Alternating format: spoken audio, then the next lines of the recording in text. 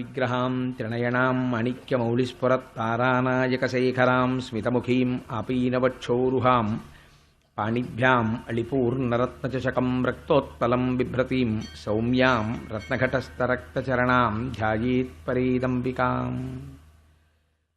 హరి ఓం. పరమేశ్వర స్వరూపమైన సభకి నమస్కారం. భగవంతుని యొక్క నిర్హేతుక కృపాకటాక్ష వీక్షణముల చేత అమృతోత్పాదనమైన తరువాత ఆ అమృతాన్ని సేవించినటువంటి దేవతలు వృద్ధాప్యమును మరణమును పోగొట్టుకున్నవారై మళ్ళీ పోయినటువంటి సామ్రాజ్యాన్ని చీజిక్కించుకొని అత్యంత వైభవంతో జీవితాన్ని గడుపుతున్నారు. ఇక్కడ ఒక గొప్ప ఆశ్చర్యకరమైనటువంటి సంఘటన జరిగింది. అమృతం తాగారు కాబట్టి దేవతలకి వృద్ధాప్యం లేదు, అమృతం తాగారు కాబట్టి దేవతలకి మరణం లేదు. కాబట్టి ఇప్పుడు దేవతలు పరమ సంతోషంగా రాజ్యం చెయ్యొచ్చు. అమృతం తాగేశారు కాబట్టి ఇంకా వారు ఎవరి చేత ఓడింపబడరా. అమృతము తాగిన వారు కాబట్టి ఇంకా వారిని నిర్జించగలిగినటువంటి శక్తి ప్రపంచంలో వేరొకటి లేదా? లేకపోతే అలాంటిది ఏదైనా ఉంటుందా సృష్టిలో? ఈ ప్రశ్న అసలు సహజంగా రావాలి. ఏమండి, మరి అమృతం తాగిన తర్వాత ఒకవేళ అది అహంకారానికి కారణమైతే, ఒకవేళ అమృతం తాగినవాడు అప్పటికి దేవత కావచ్చు, కానీ ఇక అమృతం తాగిన తర్వాత అతన్ని ఎవ్వరూ ఏమీ చెయ్యలేరు అన్న స్థితి ఉంటుందా? లేకపోతే అమృతం తాగిన వాళ్ళందరినీ కట్టగట్టి కూడా ఎవరైనా ఏమైనా చెయ్యగలరా? ఇంతమంది అమృతం తాగిన ఈ అనుమానం తీర్చడానికే కాలగమనంలో ఉద్ధాన పతనాలు జరుగుతాయి. ఎంత ఆశ్చర్యకరమైన సంఘటన జరిగిందంటే, రాక్షసులకి నాయకత్వం వహించినటువంటి బలిచక్రవర్తి యుద్ధంలో ఓడిపోయాడు. ఓడిపోయి బెంగ పెట్టుకోలేదు, వెళ్ళి శుక్రాచార్యుల వారి పాదాలు పట్టుకున్నాడు. గురువుగారు, మహానుభావ, మాకందరికీ కూడా అమృతోత్పాదనంలో భాగం ఇచ్చారు, కష్టపడ్డాం, కానీ అమృతాన్ని సేవించలేకపోయాం. సరే, కారణాలు ఎన్నో ఉన్నాయి, గత 4 రోజులుగా వింటున్నాం. కానీ అమృతం తాగనంత మాత్రం చేత ఇంకా మేము శాశ్వతంగా ఎప్పుడూ దేవతల కన్నా అధికులం కాకుండా ఉండిపోవలసిందేనా? లేకపోతే అమృతం తాగిన వారిని కూడా ఓడించగలిగిన శక్తి మాకు మీ పాదముల నుండి వస్తుందని మేము నమ్ముతున్నాం. అందుకని మీరు మమ్మల్ని ఆ స్థితికి తీసుకువెళ్ళాలి. నేను పరిపూర్ణమైన విశ్వాసంతో మీ పాదములు పట్టి ప్రార్థన చేస్తున్నాను అన్నాడు. ఇప్పుడు గురుశక్తి గొప్పదా, అమృతము గొప్పదా అంటే, శుక్రాచార్యుల వారు, ఇప్పుడు నేను నీతో ఒక యాగం చేయిస్తాను, దీన్ని విశ్వజిత్ యాగము అంటారు. యాగమునకు ఫలితం ఎవరివ్వాలండి? విష్ణువే ఇవ్వాలి. అమృతం ఎవరు తాగించారు? విష్ణువే తాగించారు. కాబట్టి ఇప్పుడు గురువు మాట నిజము ఎవరు తేల్చాలి? విష్ణువే తేల్చాలి. కాబట్టి ఇప్పుడు ఏమైంది? ఆ విశ్వజిత్ యాగం నడుస్తోంది. అది పరిపూర్ణం అయ్యేసరికి ఆ యాగగుండంలోంచి ఒక బంగారు రథము బయటికి వచ్చింది. దాని మీద ఒక బంగారు వస్త్రము కప్పబడి ఉంది. సింహము గుర్తుగా కలిగినటువంటి పతాకం ఒకటి ఎగురుతోంది. 2 అద్వితీయమైనటువంటి, ఎన్నడూ అందులో బాణములు అయిపోవడం అనేటటువంటి లేని అక్షయబాణ తూణీరముల జంట ఒకటి వచ్చింది. ఒక గొప్ప ధనస్సు వచ్చింది. వీటిని స్వీకరించాడు శుక్రాచార్యుల వారి అనుమతి మేరకు బలిచక్రవర్తి. వీటిని తీసుకున్న తర్వాత ఈయన తాతగారు ప్రహ్లాదుడు, బలిచక్రవర్తి యొక్క తాతగారు ప్రహ్లాదుడు. ఎందుచేత అంటే బలిచక్రవర్తి ప్రహ్లాదుని యొక్క కుమారుడు విరోచనుడు, విరోచనుని యొక్క కుమారుడు బలిచక్రవర్తి. ఆయన వచ్చి ఒక స్వర్ణ పుష్పముల మాల బలిచక్రవర్తి మెడలో వేశారు. ఇప్పుడు ఆయన కోరిక ఏమిటి? అమృతం తాగిన వాళ్ళని ఓడించాలి శుక్రాచార్యుల వారి అనుగ్రహంతో. కాబట్టి ఇప్పుడు ఈ విశ్వజిత్ యాగం ఫలించింది. కాబట్టి వెంటనే మాల మెడలో వేసుకొని ఆ దివ్యమైన రథాన్ని ఎక్కి అమరావతి వైపుకి దండయాత్రకి వెళ్ళాడు. ఈ వార్త తెలుసుకున్నాడు ఇంద్రుడు. తెలుసుకుని, ఇప్పుడు నేను యుద్ధం చెయ్యగలనా? అవతలవాడు గురువుల అనుగ్రహంతో వస్తున్నాడు, నాకున్న శక్తి ఏమిటి? అమృతం తాగి ఉన్నాను, దేవతలందరూ అమృతం తాగి ఉన్నారు, ఢీ కొట్టగలనా? అనుమానం వచ్చింది. విశ్వజిత్ యాగం చేయించట శుక్రాచార్యుడు. శుక్రాచార్యుడి శక్తిని తక్కువ అంచనా వేయడానికి వీల్లేదు. ఎందుకైనా మంచిది, ఈ విషయంలో మనకి జవాబు చెప్పగలిగిన వారెవరు? మన గురువు గారే. అందుకని బృహస్పతి గారి దగ్గరికి వెడదామని చెప్పి దేవతలందరూ కలిసి బృహస్పతి దగ్గరికి వెళ్ళారు. గురువు అన్నవాడు ఎంత అరమరికలు లేకుండా వేరొక గురువు యొక్క శక్తి సామర్థ్యములను నిష్పక్షపాతంగా పొగిడిన వాడై మనస్సునందు ఆభిజాత్య దోషము లేనివాడై ఉంటాడో గమనించండి. బృహస్పతి దగ్గరికి వెడితే మహానుభావుడు ఆ దేవతలను ఉద్దేశించి ఆయన అన్నాడు, ఇవాళ బలిచక్రవర్తికి శుక్రాచార్యుల వారి అనుగ్రహం పరిపూర్ణంగా ఉంది. గురువులకి ప్రణిపాతం చేసి, గురువులకి శరణాగతి చేసి, గురువుల వలన ఇంత శక్తి పొంది వచ్చినటువంటి బలిచక్రవర్తిని ఢీకొనడం నీ చేత కాదు, నువ్వు చెయ్యలేవు. కాబట్టి మనం ఆయనని ఇప్పుడు ఓడించగలిగిన వారు సృష్టిలో నాకు తెలిసి ఇద్దరే. ఒకడు శివుడు, రెండు కేశవుడు. ఈ ఇద్దరే ఓడించాలి తప్ప ఇంకెవరు ఓడించలేరు. కాబట్టి మనం ఆయన్నే ప్రార్థన చేద్దామని శ్రీ మహావిష్ణువుని ప్రార్థన చేశారు. చేస్తే ఆయన ఒక చిత్రమైన మాట చెప్పారు. బృహస్పతి చెప్పినది యథార్థమే. ఏ గురువుల యొక్క అనుగ్రహంతో ఇవాళ బలిచక్రవర్తి ఈ స్థితిని పొందాడో ఇది బృహస్పతి చెప్పినటువంటి సత్యం. మళ్ళీ ఆ గురువుల అనుగ్రహానికే బలిచక్రవర్తి దూరం అవ్వాలి. అలా దూరం అయిన రోజున మీరు చిటికిన వేలుతో కొట్టగలరు. గురువుల అనుగ్రహం అంత స్థాయిలో బలిచక్రవర్తికి ఉండగా మీరు అమృతం తాగినా ఏమీ చేయలేరు. యుద్ధం చేయడం అనవసరం. కాబట్టి మీరు అమరావతిని విడిచిపెట్టి తలో దిక్కు వేషాలు మార్చుకుని పారిపోండి అన్నాడు. అమృతం రక్షించిందండి. దేని ముందు నిలబడలేకపోయింది అమృతం? గురువుల యొక్క అనుగ్రహం ముందు అమృతం నిలబడలేకపోయింది. కాబట్టి ఇప్పుడు ఎటు వెళ్ళిపోయారు దేవతలంటే తలో దిక్కు పట్టి వెళ్ళిపోయారు. వెళ్ళిపోతే బలిచక్రవర్తి అమరావతికి వచ్చి చూశాడు. ఒక్కరు లేరు ప్రతిఘటించడానికి. అసలు అలాంటి యుద్ధం ఉంటుందని ఊహించలేదు. ఎందుకని అంతకుముందు గొప్ప యుద్ధం జరిగింది.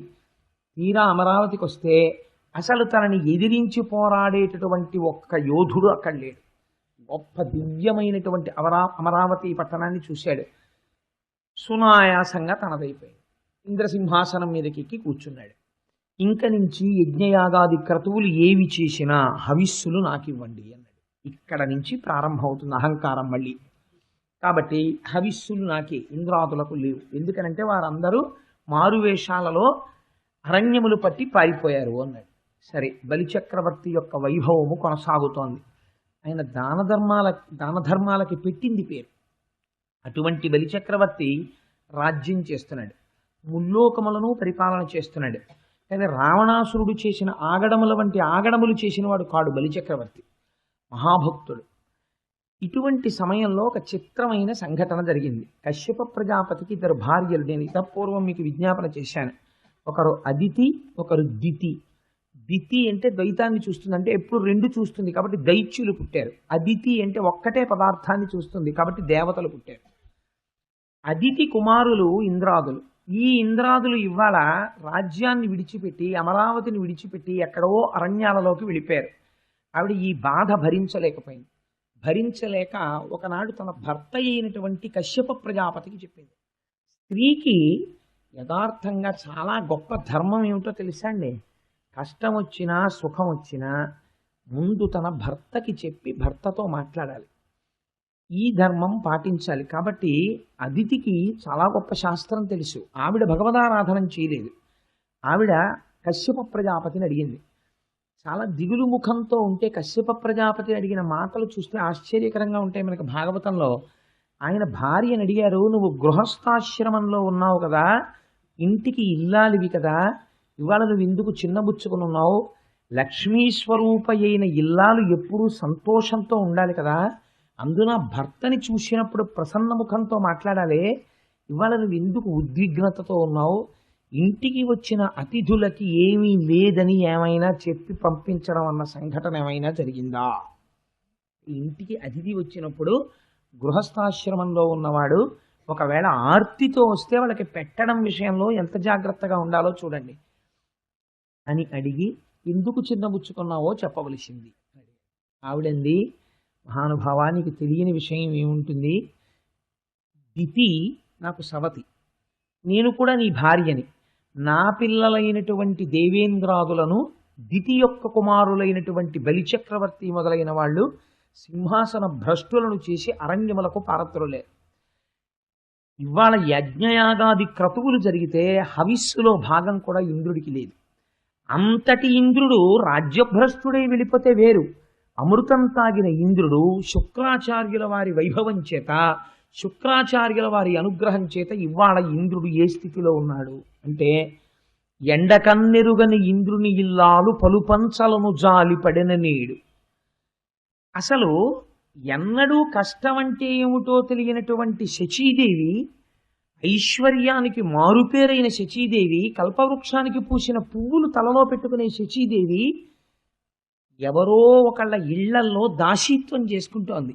ఎండకన్నెరుగని ఇంద్రుని ఇల్లాలు పలుపంచలను జాలిపడెను నేడు, త్రిభువన సామ్రాజ్య విభవమ్ము కోల్పోయి దేవేంద్రుడు అడవుల తిరిగే నేడు, అమరులకు ఆధారమవు అమరావతి అసురుల కాటపట్టయ్య నేడు, యాగభాగమెల్ల అతడాహరించును కడకి దేవతలకొక్క కడియ నీడు, బలి జగముల నెల్ల బలియుచునున్నాడు వాని అనప ఇంద్రునకు అసాధ్యంబు అగును. ఇవాళ ఇంద్రుడి యొక్క పరిస్థితి ఏమిటంటే, అరణ్యములు పట్టి పారిపోయాడు. ఇంద్రుని కుమారులైనటువంటి జయంతుడు మొదలైనటువంటి వారు శబరార్భకుల వెంట తిరిగేనేడు. ఎక్కడో అరణ్యంలో తిరిగేటటువంటి బోయజాతికి చెందినటువంటి పిల్లలతో కలిసి ఆడుకుంటున్నారు గుర్తుపట్టలేని విధంగా. అందుకని అమరులకు ఆధారమవు అమరావతి అసురుల కాటపట్టయ్యనేడు. అమరులందరూ కూడా ఉండవలసినటువంటి అమరావతి ఇవాళ రాక్షసులకి చీచిక్కింది. బలి జగముల నెల్ల బలియుచునున్నాడు వాని గెలువరాదు వాసవనకు. ఇవాళ ఇంద్రుడు బలిచక్రవర్తిని గెలవలేకపోతున్నాడు. యాగభాగమెల్ల అతడు ఆహరించును కడకి దేవతలకొక్క కడియ నీడు. యాగభాగం అంతా బలిచక్రవర్తే తింటున్నాడు, ఇంద్రాదులకి ఒక పిడచ కూడా పెట్టట్లేదు. ఇలాంటి స్థితిలో మళ్ళీ నా కుమారులకు తిరిగి వైభవమును ప్రకాశింపచెయ్యి. వారు నీ పిల్లలే, వీరు నీ పిల్లలే, వారికి ఉండవలసిన రాజ్యం వారికి ఇప్పించు, వీరి రాజ్యం వీరిని పరిపాలించుకోమని పెద్దవాడివి కాబట్టి, తండ్రివి కాబట్టి నువ్వు చెప్పు అంది. కశ్యప ప్రజాపతి అంటే ఎంతటి బ్రహ్మజ్ఞానం చూడండి. ఆయన నవ్వు నవ్వి అన్నారు, అదితి ఈ భార్యలేమిటి, కొడుకులేమిటి, రాజ్యాలేమిటి, సింహాసనాలేమిటి, గొడవలేమిటి, ఒకడినొకడు సింహాసనం నుంచి భ్రష్టుణ్ణి చేసుకోవడం ఏమిటి, నాకు ఇదంతా చాలా అయోమయంగా ఉంది. ఈ సంబంధాలకు శాశ్వతత్వం ఒక సత్యము ఉన్నాయని నువ్వు అనుకుంటున్నావా? నేను అలా అనుకోవట్లేదు. ఉన్నది బ్రహ్మం ఒక్కటే అని నేను అనుకుంటున్నాను. నువ్వు విష్ణుమాయనందు బాగా పడ్డావు అదితి అని. నీకందుకని ఇవాళ నీ బిడ్డలు దితి బిడ్డలు అని రెండుగా కనపడుతున్నారు. ఒకరికి ఐశ్వర్యం పోయింది, ఒకరికి ఐశ్వర్యం ఉంది అని బాధపడుతున్నావు. నేను ఒక్క మాట చెప్పనా, ఈ ప్రపంచంలో కష్టంలో ఉన్నవాణ్ణి రక్షించగలిగిన వాడు ఈశ్వరుడు ఒక్కడే తప్ప నన్ను అడుగుతా ఏమిటి రక్షించమని. కాబట్టి నేను కాదు రక్షించవలసిన వాణ్ణి. నీకు నిజంగా రక్షణ పొందాలి, నీ కొడుకైనటువంటి దేవేంద్రుడు ఆ దేవతలు తిరిగి సింహాసనాన్ని పొందాలి అని నువ్వు అనుకుంటే, మహానుభావుడు ఆ సర్వేశ్వరుండు ఆ జనార్దనుని పూజింపుము. ఆ జనార్దనుణ్ణి పూజిస్తే ఆయన కానీ ప్రీతి చెందాడా, ఈశ్వరుడు కానీ అనుగ్రహించాడా? భగవంతుడు సులభుడై ప్రసన్నుడైతే అసలు సృష్టిలో జరగలేని కార్యక్రమం ఒకటి ఉన్నది అని నేను నమ్మడం. ఆ సర్వేశ్వరుడైనటువంటి శ్రీమన్నారాయణుణ్ణి సేవించు, ఆయన భక్త సులభుడు. ఆయన అనుగ్రహం పొందితే నువ్వు తిరిగి ఇంద్రాదులకు రాజ్య వైభవాన్ని పొందుతావు అని పయోభక్షణము అనబడేటటువంటి ఒక వ్రతాన్ని కల్పంతో ఉపదేశం చేశాడు. 12 రోజులు నువ్వు ఈ వ్రతం ఆచరించు. ఆ వ్రతం చాలా గమ్మత్తుగా ఉంటుంది. అది మనందరం చేసే వ్రతం కాదు. ముళ్ళ పంది లేదా అడవి పంది తన కోరతో పైకెత్తినటువంటి మట్టిని తీసుకుని ఒంటికి రాసుకుని స్నానం చేయాలి. ఏదో షష్ఠి పూర్తికి ప్రవహించే నదిలో స్నానం చేసి పీటల మీద కూర్చున్నట్టుగా ఉండాలి దానికి.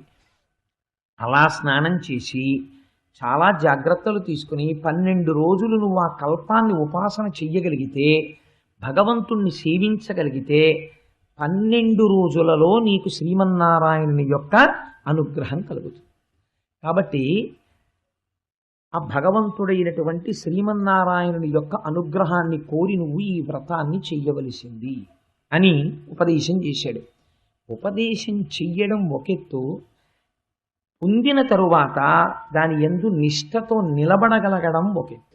ఈ రెండింటికి చాలా తేడా ఉంటుందండి. ఎందుకంటే వినడం ఒకెత్తు, విన్నదాన్ని అనుష్ఠానములోకి తెచ్చుకోవడం ఒకెత్తు. అందుకే ఆచార్యుడు అంటే ఎవరు అంటే కేవలం నోటి మాట చెప్పినవాడు కాడు, నోటితో తాను చెప్పిన మాటని ఆచరణ యందు చూపగలిగిన వాడు. అటువంటి వారెవరో వారిని ఆచార్య పురుషులు అని పిలుస్తారు. ఆచార్య పురుషులు అంటే మీరు వేరే రకంగా అర్థం చేసుకోకండి. ఆచార్యుడు అంటే శంకర భగవత్పాదాచార్య అంటాం. ఆచార్య అంటే తాను తెలుసుకున్న జ్ఞానమును ఆచరణ పర్యంతము తెచ్చుకున్నవాడు. అటువంటి మహానుభావుడు ఎవరు? ఆయన ఆచార్య పురుషుడు అని పిలుస్తారు. కాబట్టి భగవంతున్ అపరము ఆయన్ని సేవిస్తే నీకు అనుగ్రహం కలుగుతుంది. భర్త మాటలని నమ్మింది ఆవిడ. నమ్మి 12 రోజులు ఈ వ్రతం చేసింది. తిరస్కరించలేదు. అదేటయా నువ్వేం చేయలేవా, ఎందుకు మరి అంత తపస్సు చేస్తావు అని అడగలేదు. తపస్సు చేస్తే 12 రోజుల పాటు కల్పోక్తంగా వ్రతం చేస్తే భగవానుడు శ్రీమన్నారాయణుడు ఎదురుగుండా ప్రత్యక్షమయ్యాడు. ఈత నిజంగా ఆవిడ ఎందుకోసం చేస్తోందండి? ఆయన కనబడితే వరాలు అడుగుదామని. చిత్రం ఏమిటంటే ఆయన పీతాంబరధరుడై శంఖచక్ర గదా పద్మములను పట్టుకుని మనం నోటితో చెప్పినట్టుండదు ఆయన స్వరూపం. నిజంగా ఆయన ఎదురుగుండా అలా కనపడితే ఏం జరుగుతుందో పోతన గారు ఒక్కొక్క చోట ఒక్కొక్క విన్యాసం చేస్తారు. ఇక్కడ ఏం చెప్పారో తెలుసా అండి? అసలు ఆవిడ ఎందుకు చేస్తోంది తపస్సు? ఎదురుగుండా కానీ శ్రీమన్నారాయణుడు కనపడితే అయ్యా మా అబ్బాయికి రాజ్యం ఇప్పించండి అని అడగాలని. ఆవిడ తీరా శ్రీమన్నారాయణుడు ఎదురుగుండా కనబడితే అదితి చేసిన పని ఏమిటో తెలుసా అండి? చూపుల శ్రీపతి రూపము నాపోవక త్రావి త్రావి హర్షోద్ధతయై వపుచ్చి మందమధురాలాపంబుల పొగడన దితి లక్ష్మీనాథున్. పూజ అంటే అది, దానికి పూజ అని పేరు. పెద్ద కంఠమేసుకు చేసింది పూజ కాదు. పూజ చేస్తూ ఉండగా మైమరిచిపోయి ఆ తరువాత విషయం ఏమిటో జ్ఞాపకానికి రాక, ఉపచారం గుర్తురాక మౌనంలోకి వెళ్ళిపోయి కళ్ళు మూతలు పడిపోయి కన్నులంబట నీరు కారుతుండగా గాద్గదికమైన కంఠంతో ఇక్కడ దర్శనంతో నిలబడిపోయిన స్థితి ఎక్కడుందో అక్కడ పూజ జరిగినది. కాబట్టి ఇప్పుడు ఆవిడ ఏం చేసింది? చూపుల శ్రీపతి రూపము నాపోవక త్రావి త్రావి. మనం ఈ మాట చాలా గమ్మత్తైన పద్యం తెలుగు సాహిత్యంలో. ఎందుకంటే మీరు ఎప్పుడైనా నాకు ఒక గ్లాసులో పాలు పట్టుకొచ్చి ఇచ్చారనుకోండి, తాగండి అన్నారు అనుకోండి, సాధారణంగా ఏం చేయాలి? నోటితోనే తాగుతుందని. బాగా ఆర్తితో తాగేస్తున్నాడు అనుకోండి, ఏమంటాం? జుర్రుకు తాగేస్తున్నాడండి అంటాం. అంతే తప్ప చాలా బాగుందండి కళ్ళతో తాగేస్తున్నాడు కుదురుతుంది? అది కళ్ళతో తాగుతాడా ఎవడైనా ప్రపంచంలో? కళ్ళతో ఎవడో తాగడు, నోటితో తాగుతాడు. మరి ఒక ఇంద్రియం చెయ్యవలసిన పని ఇంకో ఇంద్రియం చెయ్యడం ఏమిటి అంటే ఆయన దర్శనం అటువంటిది. ఆయన్ని చూడగానే కళ్ళతో జుర్రుకు తాగేసింది ఆవిడ. అంటే ఇప్పుడు ఇక్కడ చూసిన రూపం ఎక్కడికెళ్ళి నిలబడుతోంది? ఇక్కడికెళ్ళి నిలబడుతోంది. ఇక్కడ జుర్రుకున్న పదార్థం ఇక్కడికెళ్ళి ఏమవుతోంది? శక్తి అవుతోంది. ఇక్కడ జుర్రుకున్న పదార్థం ఇక్కడికెళ్ళి ఏమవ్వాలి? రూపముగా నిలబడి ఉపాసన బలంగా మారాలి, తపస్సుగా. ఇది చేస్తోంది అదితి. అందుకని చూపుల శ్రీపతి రూపము నాపోవక త్రావి త్రావి హర్షోక్తతయై వాపుచ్చి మందమధురాలాపంబుల పొగడన దితి లక్ష్మీనాథున్. గట్టిగా కంఠం రాక ఏం మాట్లాడుతోందో కూడా వినపడకుండా ఏదో గొణుక్కుంటున్నట్టు అలా చూస్తూ ఉండిపోయి, అయ్య బాబోయ్ ఆ కౌస్తుభం ఏమిటి, ఆ ముఖం ఏమిటి, ఆ ఊర్ధపుండ్రాలు ఏమిటి, ఆ కిరీటం ఏమిటని ఏదో గొణుకుతోంది అంతే. ఆ స్తోత్రం ఎవరికి వినపడాలి అంటే అంతటా నిండి నిబిడీకృతమైన వాడెవడో వాడికి ఒకడికే వినపడాలి ఆ స్తోత్రం.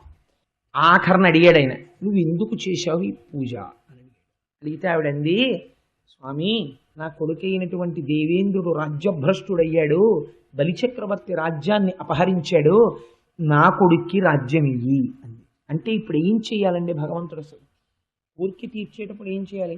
తథాస్తు నీ కొడుక్కి రాజ్యం ఇప్పిస్తాను అనాలి. ఆయన అలా అనలేదు, వచ్చిన గొడవ. ఆయన అన్నారు, నీ కోడండ్రును నీ కుమారవరులు నీనాథుడు నీవున్ సంశ్లోకింపన్ సుతులున్ పతుల్ సమ్మోదింప రాత్రించరుల్ శోకింపన్ భవదీయ గర్భమున తేజోమూర్తి జన్మించదన్ నాకున్ వెడుక పుట్టు నీ సుతుడనై నర్తించి వర్తింపగా. ఈశ్వరుడు లొంగిపోయాడంతే అదితికి. ఎంత లొంగాడో తెలుసా అండి? అమ్మా నీ కోడండ్రును నీ కుమారవరులు, నీ కొడుకు ఇంద్రుడు, నీ కోడలు శచీదేవి బాధపడుతోందంటున్నావు కదా, వాళ్ళు సంతోషించేటట్టు, నీనాథుడు భర్త మాట నమ్మకంతో విన్నావు కదా, నీ భర్త పొంగిపోయేటట్టు, నీవు సంతోషించేటట్టు నేను తప్పకుండా నువ్వు అడిగిన పని చేస్తాను. కానీ అమ్మ నాకు ఓ కోరిక ఉంది. ఈశ్వరుడు వరం అడుగుతున్నాడు అదితిని. ఇప్పుడు ఎంత ఆశ్చర్యం చూడండి. వరమడగడానికి కూర్చున్న అదితిని నారాయణుడు వరం అడుగుతున్నాడు. ఏమని అంటే, ఎంత స్తోత్రం చేస్తే ఈశ్వరుడు లొంగుతాడు? జానంతో బెత్తలతో లెక్క పెట్టడం కుదరదు. ఇక్కడ నువ్వు పరవశించగలవా? పరవశించగలిగితే ఈశ్వరుడు నిన్ను వరం అడుగుతాడు. ఏమడిగాడు ఆయన? అమ్మా, నాకున్ వేడుక పుట్టు, నీ సుతుడనై నర్తించి వర్తింపగాన్. అమ్మ, నీ కొడుకని అనిపించుకోవాలనుందమ్మా, నీ గర్భవాసం చెయ్యాలనిపిస్తోంది, నీ ఒళ్ళో పడుకోవాలనిపిస్తోంది, నువ్వు పెట్టిన గోరుముద్ద తినాలనిపిస్తోంది. అమ్మా, నీ కొడుకుగా పుడతాను, నన్ను నువ్వు ముద్దుతో ప్రేమతో పెంచుతావా అని అడిగాడు. అడిగితే తెల్లబోయి అది తంది, ఇంతకన్నా భాగ్యమా స్వామి? తప్పకుండా. అంటే ఆయన ఏం చెప్పాడో తెలుసా అండి? నీ భర్తని ఇదే రూపంగా నువ్వు యుద్ధపూర్వం ఎంత భక్తితో ఉన్నావో అలా నీ భర్తని సేవించు. నేను నీ భర్తలోకి ప్రవేశించి ఆయన తేజస్సుగా నీలోకి వస్తానన్నాడు. ఎంత యథాపూర్వకంగా పుట్టాడో చూడండి. ఆమె గర్భమునందు ప్రవేశిస్తే చతుర్ముఖ బ్రహ్మగారు గర్భస్థమైన శ్రీమన్నారాయణుండి స్తోత్రం చేశారు. ఇప్పుడు అదితి గర్భము గర్భాలయమైనది. ఈ స్త్రీ జాతికి ఈ దేశంలో ఉన్న గొప్పతనం. గర్భాలయం అక్కడ ఉండడం కాదు, ఏమో అందుకే రుక్మిణీ కళ్యాణానికి ఎన్ని వేల మంది ఆడపిల్లలు వచ్చినా రుక్మిణీ కళ్యాణానికి ఒక గొప్ప ఉంది. ఏమిటో తెలుసా అండి? మీరేం చేయగలరు? ఆడపిల్లకి ఒక వరుణ్ణి చూడగలరు అంతే. కానీ ఆ పిల్ల గత జన్మలలో చేసుకున్న కర్మ వెంట తరిమితే 3 రకాలుగా వేధిస్తుంది ఆడపిల్లని. 1, సరి అయిన భర్త రాడు, పొరపాటు జరుగుతుంది. 2, వివాహం నాటికి సరి అయిన వాడిగా ఉన్న భర్త దుర్మార్గుడు కావచ్చు తదనంతరము. 3, అకాలమునందు వైధవ్యమును పొందవచ్చు. ఈ 3 లలాటమునందు వ్రాయబడి ఉంటే తండ్రి గుర్తు పట్టలేడు, కూతుర్ని గట్టెక్కించలేడు. హరినాపి హరేనాపి బ్రహ్మణాపి సురైరపి లలాట లిఖితారేఖ పరిమాష్ట్రం నశక్యతే. దాన్ని ఎవ్వరూ మార్చలేరు. ఎవరు మార్చగలరు? సృష్టి మొత్తం మీద ఆడపిల్లకి ఈ 3 రకాల దోషాలు ఉంటే మార్చగలిగిన శక్తి ఉన్న ఏకైక కథ ఏదో తెలుసా అండి? రుక్మిణీ కళ్యాణం ఒక్కటే. అందుకే రుక్మిణీ కళ్యాణానికి టోకెన్లకి లిమిట్ లేదు. ఎంతమంది కన్నెపిల్లలైనా సరే, కన్నెపిల్లలంటే పుట్టిన పిల్లల్ని తాకండి, దానికి ఒక యుక్త వయస్సు రావాలి కదా. వివాహ యోగ్యతకి కనీసం ఒక 16 సంవత్సరములు ఉండాలి. ఎంతమంది ఆడపిల్లలైనా సరే అంతమంది పేరున అక్కడ రుక్మిణీ కళ్యాణం వైభవోపేతంగా చేయించి ఇంతమంది ఆడపిల్లలతోటి రుక్మిణీ కళ్యాణం పద్యాలు చదివించి వాళ్ళని గౌరవించి వాళ్ళకి రుక్మిణీ కళ్యాణం పద్యాలు పంచిపెట్టి వాళ్ళు చదువుకుంటూ ఉంటారు కాబట్టి వాళ్ళకి ఇబ్బంది లేకుండా మార్చి 5న రుక్మిణీ కళ్యాణం పడేటట్టుగా ఏర్పాట్లు చేస్తాం. కాబట్టి నారాయణానుగ్రహం అంటే ఎలా ఉంటుందో చూడండి. అమ్మ, నీ కడుపున పుడతానమ్మా అని అదితి కడుపునందు చేరాడైనా. భాగవతంలో పోతన గారు అన్నారు, ఆవిడ చుట్టూ ఉన్న స్త్రీలు ఆవిడికి వేడుక చేశారట. ఎందుకని? గర్భము నిలబడినది కనుక. సూడిదలు అని కానుకలు ఇస్తారు. అంటే ఇవ్వాలంటే మనకు మర్యాద పోయింది. సూడిదలు అంటే ఏంటంటే మీరు ఎన్ని రకాల స్వీట్లు తెస్తారు అంతే. సూడిదలు అంటే మేము ఎన్ని రకాల స్వీట్లు తేవాలి, అది కాదు సూడిదలు. సూడిదలకి ఒక ప్రత్యేకమైనటువంటి పద్ధతి ఉన్నది. ఆడపిల్లని కూర్చోపెట్టి మంత్రప్రోక్తముగా భర్త ఆ రోజున తలస్నానం చేసి మడిపంచ కట్టుకుని కొన్ని ఆకులు తీసుకొచ్చి మొలతాడు కట్టినట్టుగా భార్య యొక్క గర్భమునకు కడతాడు. ఆ గర్భమునకు దేని వలన ప్రమాదము రాకుండా భర్త అపేక్షిస్తాడు దేవతానుగ్రహాన్ని. దాన్ని సూడిద అని పిలుస్తారు. కానుక, భర్త ఇస్తున్న కానుక. తన తేజస్సు ధరించి తన వంశాన్ని పెంచుతోంది కనుక ఈ శుభవార్త విని ముత్తైదువులందరూ కానుకలిస్తారు, మధుర పదార్థాలు. దాన్ని సూడిదలు అంటారు. కానీ మీరు 6 రకాలు తెస్తారా, మీరు 8 రకాలు తెస్తారా? లడ్డు పెద్ద సైజు కాదని కొట్టుకున్న దుర్మార్గ బుద్ధిని సూడిదలని శాస్త్రంలో పిలవరు. ఇవాళ ఏది ఎందుకు చేస్తున్నామో మనకే తెలియదు, అలాంటి స్థితి వచ్చేసింది. కాబట్టి అలా గర్భమునందు మహానుభావుడు ప్రవేశించాడు. తల శరీరము ఏర్పడుతున్నాయి కాబట్టి గర్భము నిలబడినది. సూడిదలు ఇచ్చారు. ఇచ్చి అదితిని సేవించారు. ఇలా జరుగుతుండగా మహానుభావుడు ఒకానొక సమయంలో ఆయనే నిర్ణయించుకున్నాడు ఆయన ఎప్పుడు పుట్టాలో కూడా. అమ్మ కడుపులో ఉండవలసినటువంటి కాలము పూర్తయిపోయిన తరువాత మంచి ముహూర్తం చూసుకుని ఆ శ్రావణ మాసంలో ద్వాదశి తిథి నాడు అభిజిత్ సంజ్ఞాత లగ్నంబునన్ భువనాధీశుడు పుట్టే మోహనగతిన్ పుణ్యవ్రతోపేతకున్ దివిజాధీశ్వరు మాతకున్ పరమపాతివ్రత్య విఖ్యాతకున్. ఎంత ఆశ్చర్యకరమైనటువంటి ప్రయోగం చేశారో చూడండి పోతన గారు. ఆయన ఎవరు అంటే ఆయన ఈ బ్రహ్మాండములన్నింటికీ కూడా నాయకుడైనటువంటి వాడు. అటువంటి వాడు ఇవాళ ఇన్ని బ్రహ్మాండములు నిండిపోయినటువంటి వాడు ఒక అమ్మ కడుపులో పట్టగలిగినంతటి వాడయ్యాడు. ఇది ఈశ్వరతత్వము. రెండు భిన్నత్వాలు, రెండు ఇమడనటువంటివి ఈశ్వరుడు ఎందుకు ఇముడుతాయి. అలా ఇమడగలిగితే ఈశ్వరుడు అంటారు. అలా ఇమడనిది కేవలము జీవబుద్ధితో ఉండిపోయిన వాడు అంటారు. నేను ఇక్కడుండి మా ఇంట్లో ఉండలేను, ఈశ్వరుడు ఉండగలడు. క్షీరసాగర మథనం చేసేటప్పుడు పాలసముద్రం ఒడ్డున ఉంటాడు, క్షీరసాగరంగా ఉంటాడు, కింద కూర్మావతారంగా ఉంటాడు, వాసుకిగా ఉంటాడు, చిలుకుతున్న వాళ్ళల్లో ఉంటాడు, ఇంతమందిగా ఉంటాడు. ఇలా ఉండగలిగిన వాడు కాబట్టే వ్యాపకత్వమును పొందినవాడు విష్ణువు అయ్యాడు, ఆయన నారాయణుడు అయ్యాడు. కాబట్టి ఇప్పుడు ఏం చేశాడు ఆయన అంటే శ్రావణ మాసంలో ద్వాదశి తిథి నాడు మిట్ట మధ్యాహ్నం వేళ గ్రహ చంద్రాది భద్రస్థితిన్ శ్రావణ ద్వాదశి నాడు శ్రోణనభిజిత్ సంజ్ఞాత లగ్నంబునన్ భువనాధీశుడు పుట్టెవామనగతిన్ పుణ్యవ్రతోపేతకున్ దివిజాధీశ్వరు మాతకున్ పరమ పాతివ్రత్య విఖ్యాతకున్. ఆయన పుడుతూనే ఉపనయనం చేసుకోవలసినటువంటి వయస్సు పొందినటువంటి బాలుడిగా జన్మించాడు. పుడుతూ శంఖచక్ర గదా పద్మములతో శ్రీమన్నారాయణుడిగా పుట్టాడు. అసలు ఉపనయనం చేసుకున్న వాళ్ళకి వామన కథ వినిపిస్తారు, అదో గమ్మత్తు. అందుకని ఆ పిల్లవాడు పుడుతూనే కృష్ణ పరమాత్మకి మీరు ఎదర వింటారు, ఎన్ని బాల్య క్రీడలో మహానుభావుడివి. వామనమూర్తికి అలా లేవు. శ్రీమన్నారాయణుడిగా దర్శనమిచ్చాడు చిన్నపిల్లవాడిగా. అదితి స్తోత్రం చేసింది, కశ్యప ప్రజాపతి స్తోత్రం చేశారు. చేసి చెయ్యగానే ఆయన వెంటనే తన రూపాన్ని ఉపసంహారం చేశారు. ఉపనయనం చేసుకునే వయస్సు ఉన్నటువంటి వటువుగా మారిపోయారు, బ్రహ్మచారిగా. అంటే ఓ 8 సంవత్సరముల పిల్లవాడిగా మారిపోయారు. ఇంచుమించుగా మారిపోయేటప్పటికీ చిన్న పిల్లవాడు చక్కగా ఉపనయనం చేసుకునే వయస్సు వచ్చేసింది. కశ్యప ప్రజాపతిని ముందు పెట్టుకుని ఋషులందరూ వచ్చారు. ఆ ఉపనయనం వయస్సు వచ్చేటప్పటికి ఆ పిల్లవాడిని చూసుకుని పొంగిపోయిందిట. అది పొంగిపోయి, నన్ను కన్న తండ్రి నా పాలి దైవమా నా తపప్పలంబ నా కుమార నాదు చిన్ని ఒడుగ నాకుల దీపక రగదయ్య భాగ్య రాశివగుచు అని పిలిచింది.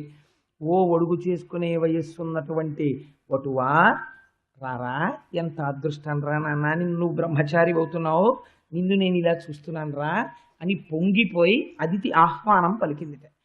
పలికితే కశ్యప ప్రజాపతి ఆయనకి కౌపీనం ఇచ్చారు, లేదా కశ్యప ప్రజాపతి ముంజగడ్డితో చేసినటువంటి మొలత్రాడుని ఇచ్చారు. తల్లి అదితి కౌపీనం ఇచ్చింది. సాక్షాత్తుగా చతుర్ముఖ బ్రహ్మగారు కమండలాన్ని ఇచ్చారు. సరస్వతీదేవి అక్షమాలనిచ్చింది, జపమాలని. సూర్య భగవానుడు ఆదిత్య మండలంలోంచి కిందికి దిగి గాయత్రి మంత్రాన్ని ఉపదేశం చేశాడు. చంద్రుడు చేతిలో పట్టుకునేటటువంటి మోదుగు కర్రతో కూడినటువంటి దండాన్ని ఇచ్చాడు. ఇంతమంది ఇన్ని ఇస్తే కృష్ణాజినంతో కట్టుకునేటటువంటి నల్లటి జింక చర్మం ఒకటి కట్టిస్తారు. ఆ నల్లటి జింక చర్మాన్ని దేవతలు పట్టుకొచ్చి ఇచ్చారు. యజ్ఞోపవీతాన్ని పట్టుకుని దేవతల యొక్క గురువు అయినటువంటి బృహస్పతి వచ్చాడు. వీళ్ళందరూ ఉపనయన మంత్రాలతో ఈ పిల్లవాడికి సంస్కారాలన్నీ చేశారు. చేసిన తరువాత భిక్షాపాత్రిక నిచ్చెను యక్షేషుడు వామనునకు అక్షయమనుచున్ సాక్షాత్కరించి పెట్టెను భిక్షునకు భవాని పూర్ణ భిక్ష నరేంద్ర. ఆయనకి సాక్షాత్తుగా కుబేరుడు భిక్షాపాత్రికనిచ్చెను. ఉపనయనం చేసుకున్నటువంటి వటువు భిక్షకు వెడతాడు. ఆ భిక్షకి వెళ్ళేటప్పుడు చేతిలో ఒక పాత్ర పట్టుకుని వెడతాడు. అందుకని ఆ భిక్షాపాత్రికనిచ్చెను యక్షేషుడు వామనులకు అక్షయమనుచున్ సాక్షాత్కరించి పెట్టాను. ఇప్పుడు అందులో అమ్మ భిక్ష వెయ్యాలి. ఆ పాత్రలో మొదటి భిక్ష వేసే అధికారం అమ్మదే. అలాంటిది మరి ఇప్పుడు ఆయనకెవరు వేయాలి భిక్ష అంటే భవాని పూర్ణ భిక్ష నరేంద్ర. పరమశివుని యొక్క ఇల్లాలైనటువంటి పార్వతీదేవికి భవానీ అని పేరు. భవానీ అని ఆవిడ స్థానీశ్వర పీఠానికి అధిదేవతగా ఉంటుంది. లోకములనన్నిటినీ పోషించే రూపం కాబట్టి భవానీ అని పేరు. అందుకని ఇప్పుడు అమ్మ మొదటి పోషణ చేస్తుంది.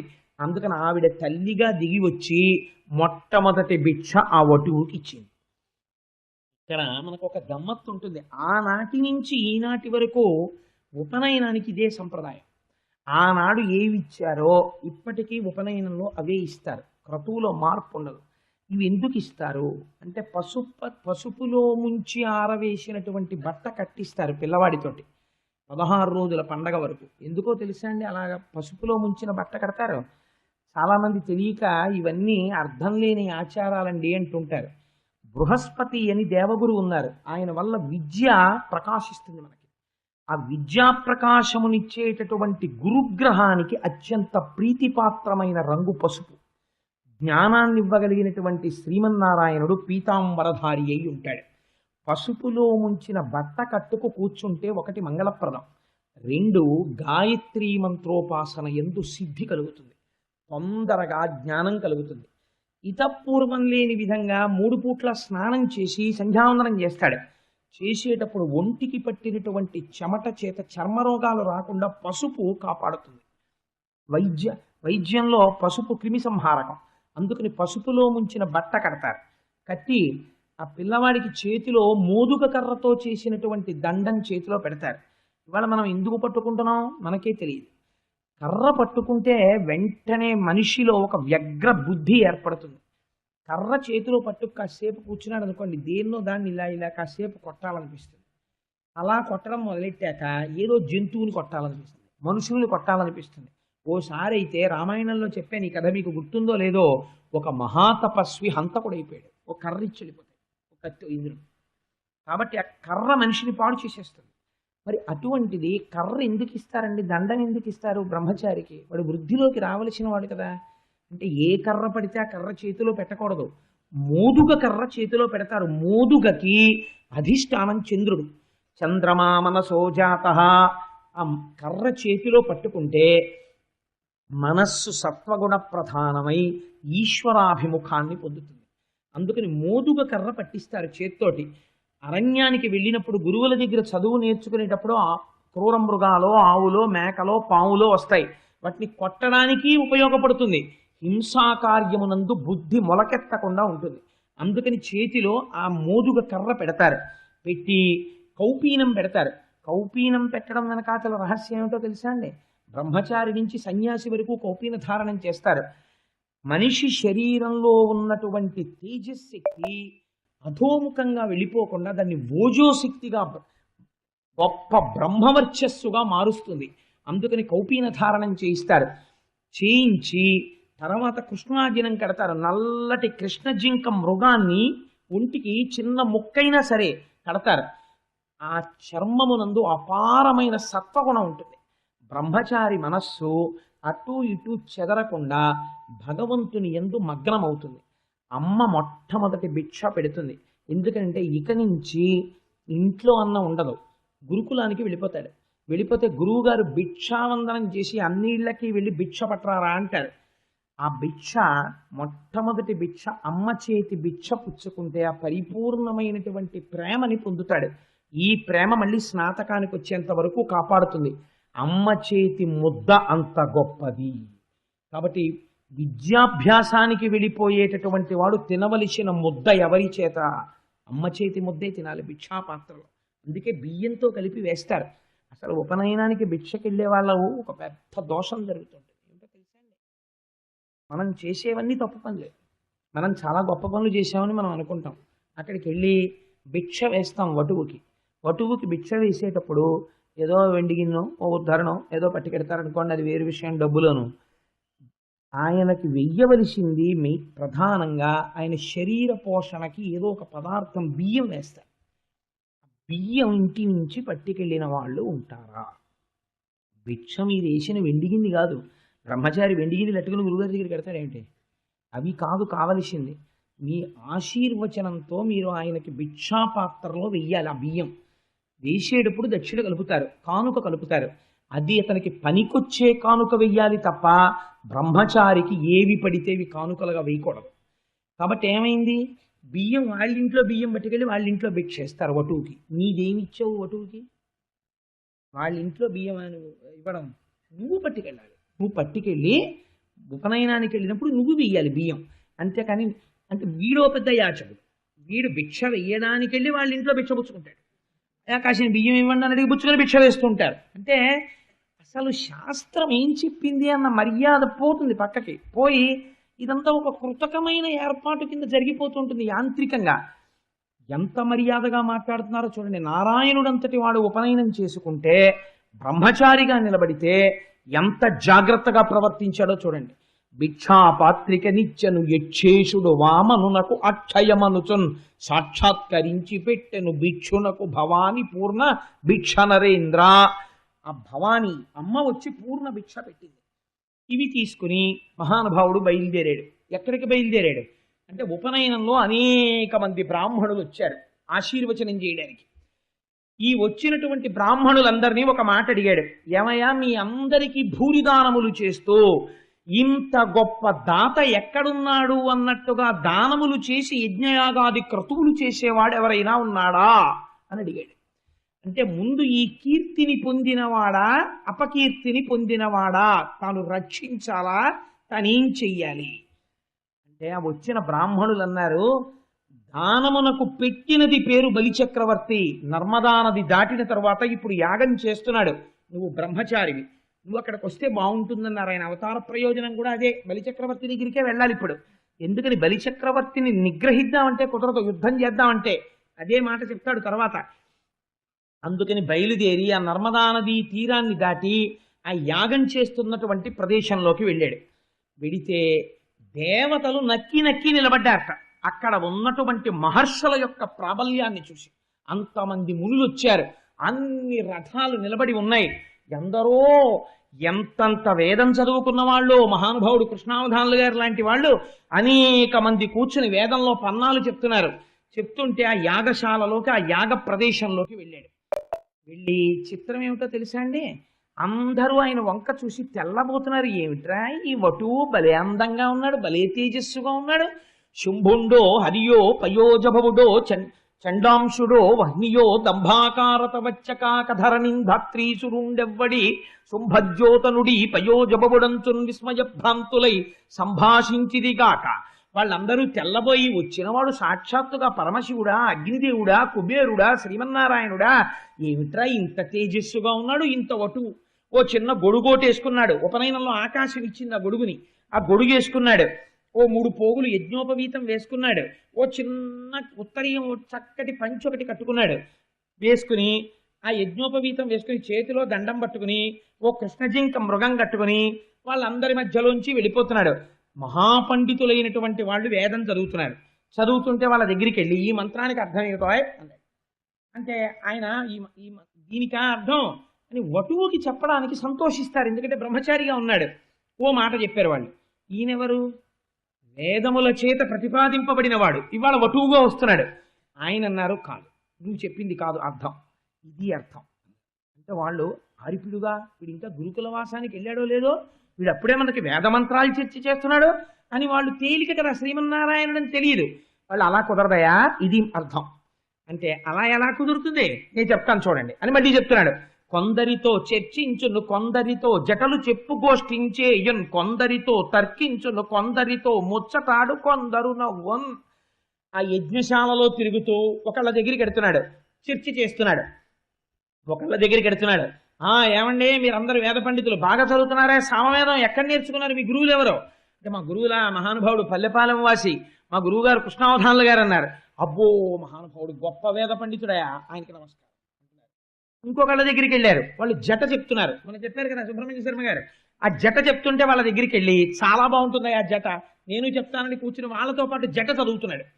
ఏమిట్రా ఈ బ్రహ్మచారి, నిన్న ఉపనయనమైంది, పొద్దున్న ఉపనయనమైంది, మధ్యాహ్నానికి వచ్చాడు, మెళ్ళో ఇంకా అలాగే ఉంది, పసుపు బట్టలు కట్టుకుని ఉన్నాడు, ఏమిటి ఇన్ని చెప్పేస్తున్నాడు ఈ పిల్లాడని వాళ్ళందరూ తెల్లబోయి చూస్తున్నారు. అలా కొందరితో చర్చించును కొందరితో జటలు చెప్పుగోష్ఠించేయున్ కొందరితో తర్కించును కొందరితో ముచ్చటాడు కొందరు నవ్వున్. కొందరిని చూసి నవ్వుతున్నాడు. బాగున్నారా అంటున్నాడు. ఈ పిల్లాడి తేజస్సు చూసి, అక్కడ పిల్లలు చూడండి, ఇందాక భగవద్గీత జరుగుతుంటే ఈ ముందు కూర్చున్న వాళ్ళు చాలా మంది వాళ్ళని చూసి నవ్వేసి ఇలా ఇలా ఇలా ఇలా మురిసిపోతున్నట్లు ఆ పిల్లాడిని చూసి, ఆయన తేజస్సు చూసి వాళ్ళందరూ పొంగిపోయి మురిసిపోయి అబ్బో ఎంత బాగున్నాడో అని. ఇంత వేదం చెప్పేవాళ్ళు ఓసారి ఆపేసి ఆయన్ని చూసి నవ్వుతున్నారు. నవ్వుతుంటే సంతోషంగా అక్కడి నుంచి బయలుదేరి ఎక్కడున్నాడు బలిచక్రవర్తి అని అడిగాడు. అదిగోనండి అక్కడ కూర్చున్నారు వేదిక మీద అన్నారు. వెళ్ళాడు. బలిచక్రవర్తి తన భార్య వింధ్యావళితో కూర్చునున్నాడు. గబగబా దగ్గరకు వెళ్ళాడు. వెళ్ళేటప్పటికి చూశాడు బలిచక్రవర్తి. అమ్మ బాబోయ్ ఏమిటో చిచ్చర పిడుగులా ఉన్నాడు ఈ పిల్లాడెవరో, వటువు బ్రహ్మచారి, ఇంత తేజస్సుతో వచ్చేస్తున్నాడు అనుకున్నాడు. అంత దూరం నుంచే చూశాడు. తాను బ్రహ్మచారి, రాజుకు ఆశీర్వచనం చేయొచ్చు. అందుకని స్వస్తి జగత్రయీభువన శాసనకర్తకు హాసమాత్ర విధ్విస్త నిలింపభర్తకు నిర్జరీగళన్యస్త సువర్ణ సూత్ర పరిహర్తకు మునీంద్రస్తుత మంగళధర విధాన విహర్తకు దానవలోక భర్తకున్ అన్నాడు. విశ్వనాథ సత్యనారాయణ గారు వ్యాఖ్యానం చేస్తూ ఓ మాట అన్నారు. ఇలాంటి పద్యాలు పోతన గారి ఘంటంలోంచి తప్ప అన్యులకి రావు ఈ పద్యం రాయడం అన్నారు.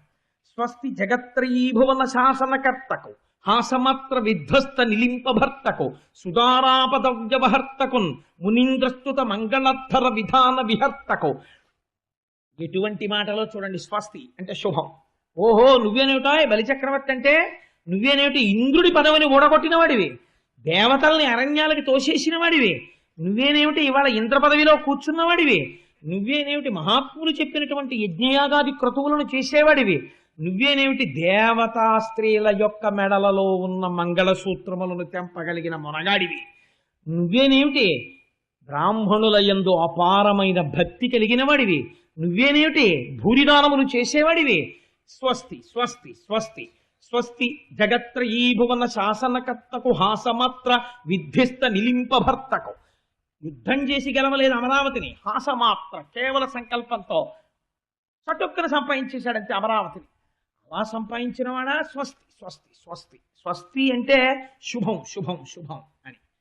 ఆంతరమునందు నేను వచ్చేసాను, ఇంకిక్కడతో స్వస్తి, నువ్వు దిగిపోతావు స్వస్తి. ఇంకిక్కడి నుంచి ఇది మారుతుంది. నేను వచ్చింది ఎందుకో తెలుసా, అతిథికి ప్రమాణం చేశాను ఇంద్రుడికి రాజ్యం ఇస్తానని, కాబట్టి నువ్వు దిగబోతున్నావు, ఇక్కడతో స్వస్తి. పైకి ఒకటి లోపల ఒకటి, మీరు పట్టుకుంటే ఆయన యందు అసత్యం లేదు. పైకి బ్రహ్మచారి కనుక స్వస్తి వాచకం పలుకుతున్నారు అవతల వాళ్ళకి. అందుకని స్వస్తి జగత్రయీభువన శాసనకర్తకు హాసమాత్ర విధ్వస్త నిలింపభర్తకు.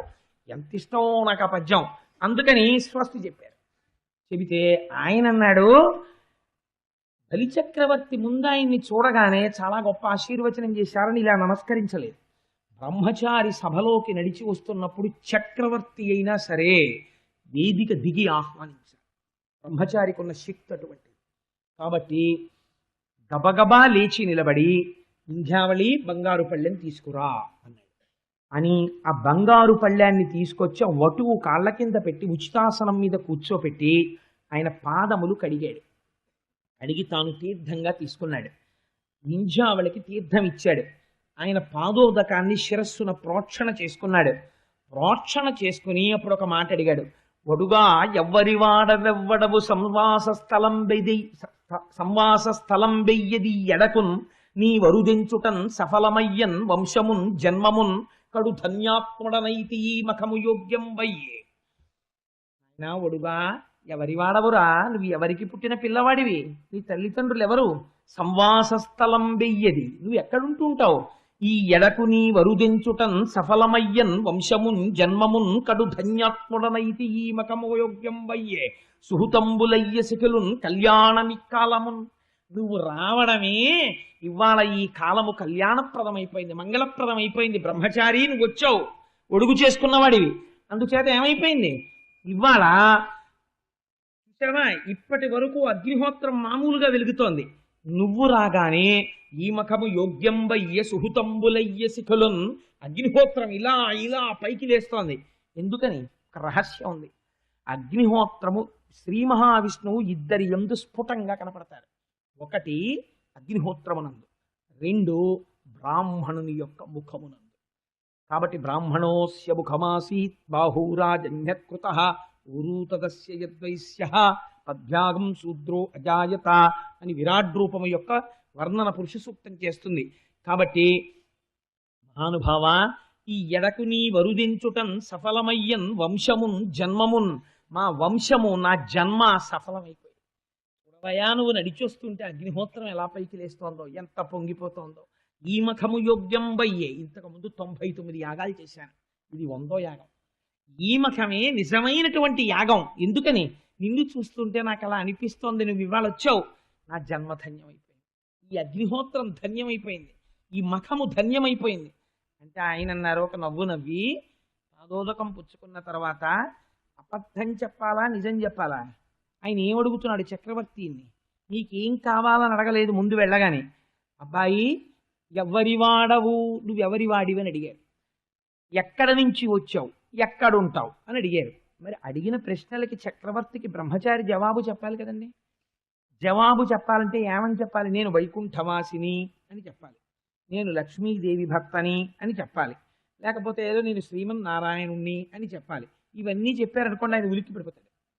కాబట్టి ఇప్పుడు సత్యం చెప్పాలా అసత్యం చెప్పాలా? అసలు అసత్యం అన్న ప్రశ్న శ్రీమన్నారాయణుడి దగ్గర రానే రాదు. ఆయనే సత్యం. సత్యమేవేశ్వరో లోకే సత్యం పద్మాశ్రితా సదా సత్యమూలాని సర్వాణి సత్యాన్నాస్తి పరమం పదం అంటాడు రామచంద్రమూర్తిగా అయోధ్యకాండలో. అటువంటి వాడు అసత్యం పలుకుతాడా? అందుకని ఆయన అన్నాడు, నువ్వు నన్ను 10 మాటలు నువ్వు ఎక్కడుంటావు అంటే నేనేం చెప్పను? నువ్వు ఎవరికి పుట్టినవాడివి, నీ తల్లిదండ్రులెవరు అని 10 మాటలు అడుగుతున్నావు. నువ్వేం చదువుకున్నావు, ఏ వేదం చదువుకున్నావు, ఏ శాస్త్రం చదువుకున్నావు, నీకేం తెలుసు అని అడుగుతున్నావు. నేను ఇవన్నీ ఏమని చెప్పను? కానీ నువ్వు అడిగావు కాబట్టి ఈ ప్రశ్నలకు జవాబు చెప్తాను. ఇది నాకు నెలవని ఏ రీతి పలుకుదు ఒక చోటనక ఎందుండ నేర్తు, ఎవ్వరి వాడనంచే రీతి పలుకుదు నాయంత వాడనై నడువ నేర్తు, ఇది నేర్తు అది నేర్తు అని ఏల చెప్పంగ నేరుపులన్నీయు నేను నేర్తు, ఒరులు నాకు కాదు ఒరులకు నేనవుదు ఒంటివాడ చుట్టమొకడు లేడు, తొల్లి సిరియు కలదు చెప్పెదనాటెంకి సుజనులందు తరచు సొచ్చియుండు అన్నాడు. ఎంత అందంగా చెప్పాడో చూడండి. ఇది నాకు నెలవని ఏ రీతి పలుకుదు ఒక చోటనక ఎందుండ నేర్తు. ఇక్కడ ఉంటాను అని ఒక అడ్రస్ చెప్పడం కష్టమయ్యా చక్రవర్తి. ఒక చోట ఉంటాను అని అనలేను, అంతటా తిరుగుతూ ఉంటాను. బ్రహ్మచారి అలా తిరుగుతూ ఉంటాడు నిజంగానే. మరి ఎందుకంటే ఒరే ఆవులు పట్టుకెళ్ళి కాసుకురారా అంటారు గురువుగారు. ఏ పర్టిక్యులర్ అరణ్యంలోకి వెళ్ళనండి అని అడగడు, ఇలా వెళ్ళి కాసుకురా ఇవ్వాలంటారు. ఆ ఆవులను అలా దొరికిపోతాడు ఆయన. అందుకని ఇవాళ ఒరే ఈ వాడకెళ్ళి భిక్ష పట్టరా అంటారు, అలా వెళ్ళిపోతాడు. అందుకని ఇది నాకు నిలవని ఏ రీతి పలుకుదు ఒక చోటనక ఎందుండ నేర్తు. పైకి ఆయన శ్రీమన్నారాయణుడు అంతటా వ్యాపించి ఉంటాడు. ఇక్కడే ఉంటాడు భగవంతుడు, ఇక్కడ లేడని నువ్వు ఎలా చెప్పగలవు? అంతటా ఉంటాడు. అందుకని ఇది నాకు నిలవని ఏ రీతి పలుకుదు ఒక చోటనక ఎందుండ నేర్తు, ఎవ్వడి వాడనంచే రీతి పలుకుదు నాయంత వాడన ఈ నడువ నేర్తు. ఫలానా వాళ్ళ పిల్లాన్ని అని చెప్పాను అనుకోండి, వాళ్ళు చెప్పినట్టు నేను వినాలి. అసలు నేను ఎప్పుడూ ఒకళ్ళు చెప్పినట్టు వినడం నాకు అలవాటు లేదు, నేను చెప్పినట్టే ఇంకోళ్ళు వింటూ ఉంటారు. అలాంటప్పుడు నేను ఎవరికో చెందిన వాడిని చెప్పడం ఎందుకు? అబద్ధం కదా. అందుకని నేను ఎలా తోస్తే, నాకేది తోస్తే అదే నేను చేస్తాను, కానీ ఒకళ్ళు చెప్పింది వినేటటువంటి అలవాటు లేనివాడిని. ఇది నేర్తు అది నేర్తు అని ఎలా చెప్పంగా నేర్పులన్నీయు నేను నేర్తు. ఇది చదువుకున్నాను ఇది వచ్చు, ఇది చదువుకోలేదు ఇది రాదు అని చెప్పడం ఎలా కుదురుతుందయ్యా చక్రవర్తి? ప్రపంచంలో ఎన్ని చదువులున్నాయని నువ్వు అనుకుంటున్నావో అవన్నీ నాకు వచ్చేసని నువ్వు అనుకో, నాకు వచ్చు. పైగా ఇది నడుబడి అని ఎట్లువ కాణింతు పుని మొప్పో కలపోవ నేర్తు. నేను ఇలాగే ప్రవర్తిస్తాను అని చెప్పడం కూడా కష్టమేనయ్యోయ్, కానీ 3 రకాలుగా మాత్రం ప్రవర్తిస్తుంటాను. సృష్టి స్థితి లయ చేస్తుంటాను ఒక్కడిని 3 రూపాలతో. అందుకని పూని ముప్పోకల్ల పోవ నేర్తు అని ఆయన అన్నాడు. నేను ఒరులు నాకు కారు ఒరులకు నేనవుదు ఒంటివాడ చుట్టమొకడు లేడు. సాధారణంగా ఎవ్వరీ కూడా నాకు సహాయం చేసేవాళ్ళు ఉండరు, నేను మాత్రం అందరికీ సహాయం చేస్తుంటాను. ఒంటివాడ ఉన్నది ఒక్కటే పదార్థం, ఒక్కడనే ఉంటాను, అసలు రెండోది లేనే లేదు. ఒంటివాడ చుట్టమొకడు లేడు, నాకు చుట్టం అన్నవాడు ప్రపంచంలో ఎవడు లేడు. తొల్లి సిరియు కలదు. ఒకప్పుడు నాకు డబ్బు ఉండేది, ఎందుకని?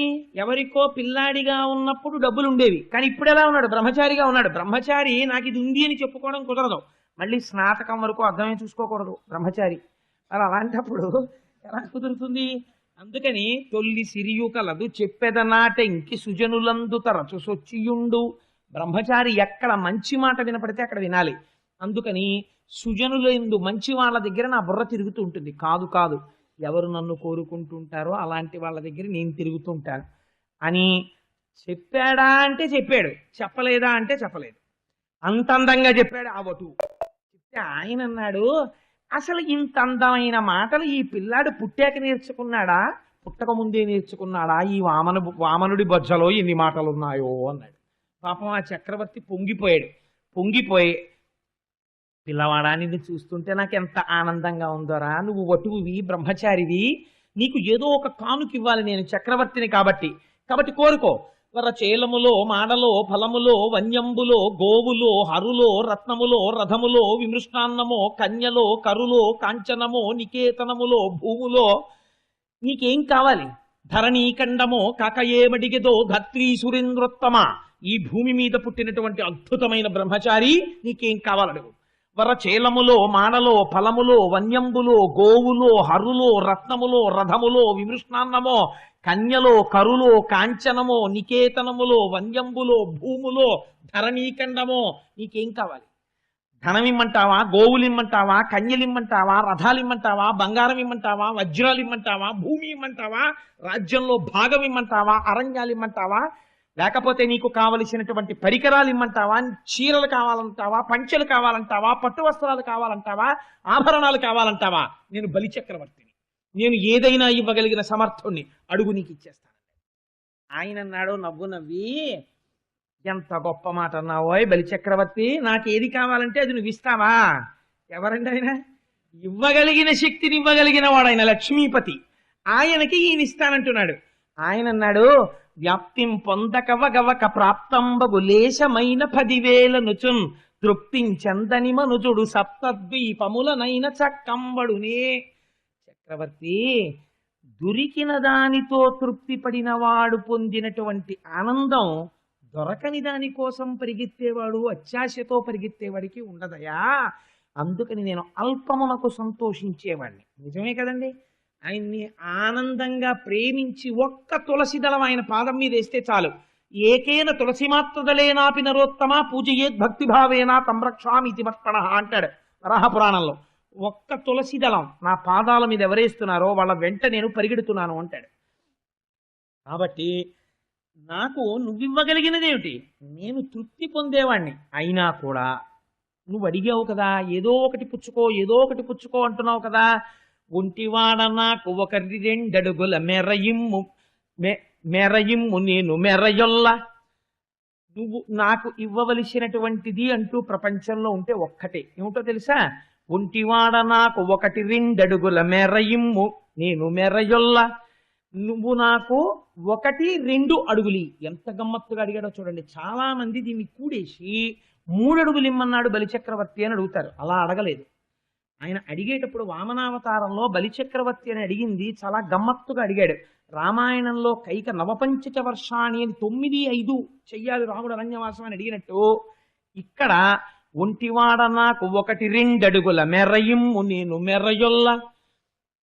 నువ్వు కానీ నాకు ఇచ్చేసావా 3 అడుగులు, దాంతో ఏం చేస్తానో తెలుసా? 1-2 అడుగులు ఇస్తే దాంతో బ్రహ్మ కూకటి ముక్తెద ధనకుతుక సాంద్ర ధనవేంద్ర.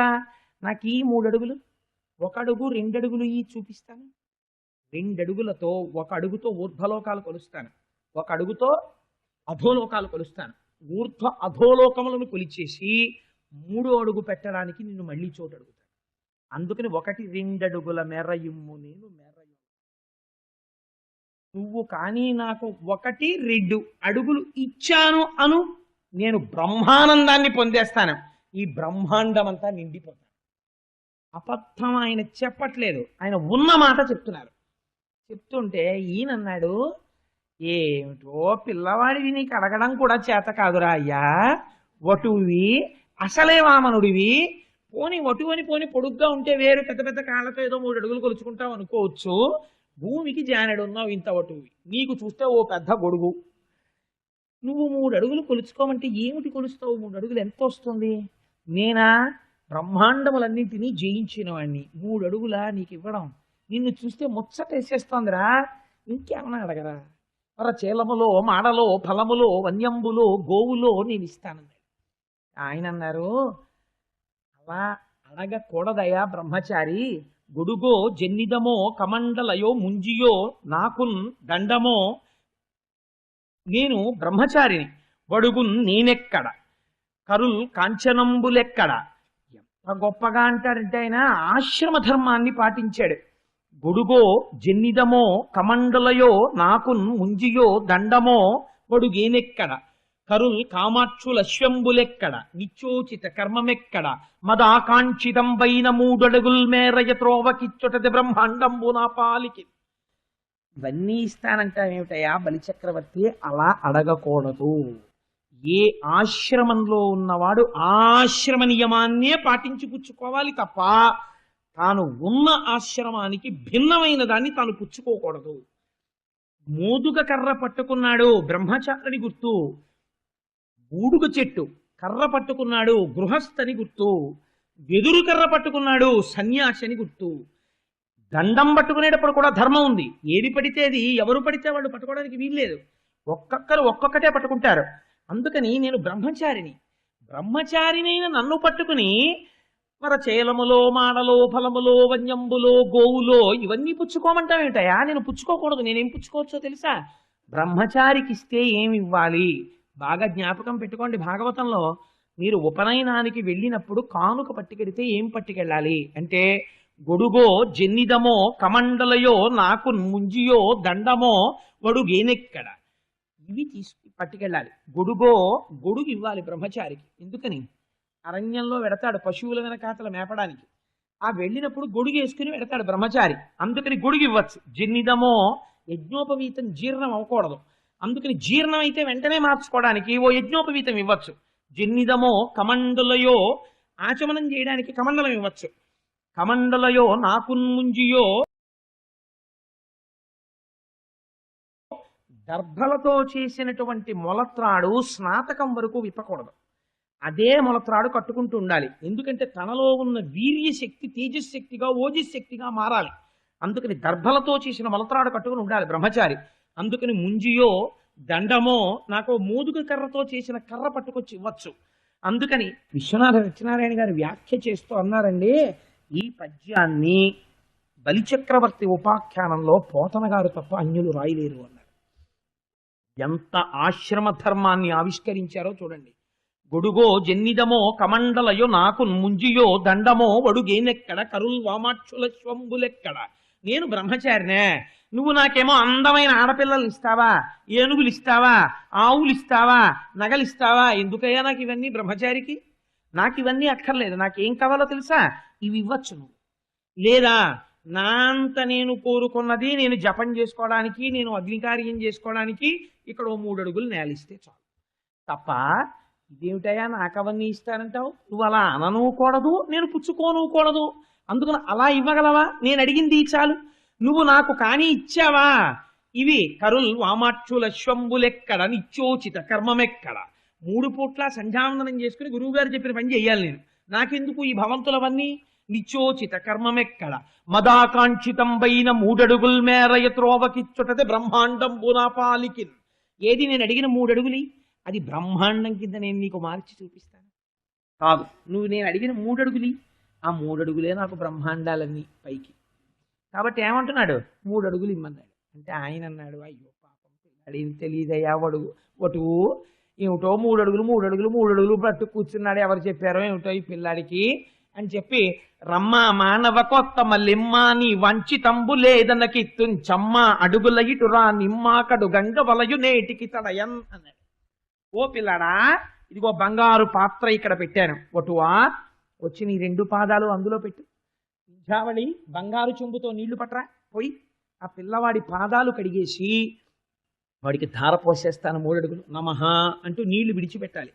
ఇదం నమమా అంటూను. అందుకని నీళ్లు పట్రా అన్నాడు. వింధ్యావళి బంగారు చెంబు పట్టుకుని ఆ వటువు వంక చూసి పొంగిపోతూ లోపలికి ఎడుతోంది నీళ్లు పట్టుకొద్దామని.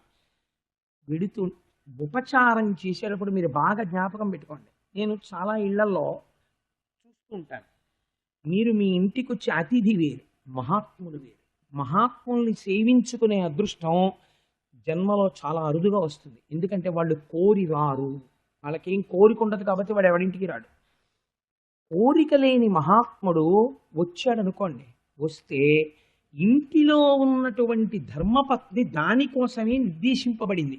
తన కోడలు కానీ పట్టికెళ్ళి ఆయనకి మంచి నీళ్ళో గ్లాసులు పాలో ఇవ్వాలి. ఎందుకో తెలుసా అండి? లేకపోతే ఈ పుణ్యం పట్టుకెళ్ళిన పని మనిషి ఖాతాకు పడుతుంది, యజమానికి వెయ్యరు. శుశ్రూష పట్టుకెళ్ళిన వాళ్ళ ఖాతాలో పడుతుంది. కాబట్టి ఆయన పుచ్చుకుని తాగాడనుకోండి, అది నాకు తెలిసి 1,000,000 జన్మలకి కాపాడుకుంటుంది. ఎందుకంటే ఆయన ఈశ్వరుణ్ణి నమ్మాడు. ఈశ్వరుడు పొందిన తృప్తి కన్నా ఈశ్వరుణ్ణి నమ్ముకున్న వాడికి చేసినటువంటి సేవ చేత ఈశ్వరుడు ఎక్కువ ప్రీతి పొందుతాడు. మీరు అంబరీషోపాఖ్యానంలో దానికి సంబంధించిన వివరణ ఇస్తాను, మీరు విందురు గాని. కాబట్టి ఇప్పుడు ఏమైంది అంటే, వింధ్యావళిని పిలిచాడేమో పరిచారకుని, ఎవరక్కడ అని తప్పట్లు కొట్టి, ఓ చెంబుడు నీళ్ళు అట్టండి అనకూడదా? అనకూడదు. బ్రహ్మచారికి దానం ఇస్తున్నాడే. తన భార్యను తీసుకురమ్మన్నాడు. బంగారు పాత్రతో నీళ్లు వెళ్ళింది వింధ్యావళి. ఈలోగా బ్రహ్మచారి బంగారు పాత్రలో పాదాలు పెట్టబోతున్నాడు.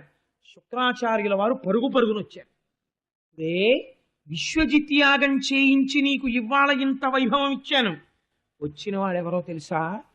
ఏమైనా మాట ఇచ్చావా అని అడిగాడు.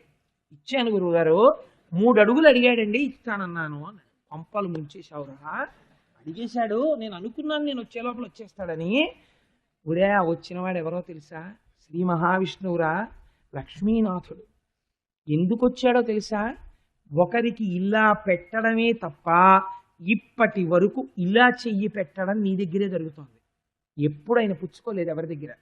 ఇవాళ నీ దగ్గర చెయ్యి చాపి దానం పుచ్చుకుంటున్నాడు. ఎందుకు పుచ్చుకుంటున్నాడో తెలుసా? ప్రహ్లాదుడికి నువ్వు మనవడివి, ఆ వంశంలో వాడిని నిగ్రహించాడు. ఒక మహాపురుషుడు వంశంలో ఉంటే ఆ కింద వాళ్ళకి ప్రమాదం ఉండదు. కాబట్టి నీ జోలికి రాలేడు, అందుకని నీతో యుద్ధం చేయడు. చెయ్యకుండా ఇప్పుడు నువ్వు ఇంద్రుడి దగ్గర నుంచి పొందిన రాజ్యాన్ని లాగి ఇంద్రుడికి ఇస్తాడు. అందుకని 3 అడుగులు పుచ్చుకుంటున్నాడు. 3 అడుగులు నివి, నేను చెప్తున్నాను నా దివ్య దృష్టితో, ఈ బ్రహ్మాండాలన్నీ నిండిపోతాడు. ఉత్తరక్షణం నిండిపోతాడు. 2 అడుగులతో నిండి 3వ అడుగు ఎక్కడ పెట్టనని అడుగుతాడు. నీ బుర్ర మీద పెట్టించుకోవాలి నువ్వు. నా మాట విను. నీకొక గొప్ప ధర్మశాస్త్రం చెప్తున్నాను, నేను గురువుని కాబట్టి. తనకు మాలిన దానం గృహస్థు చెయ్యక్కర్లేదు.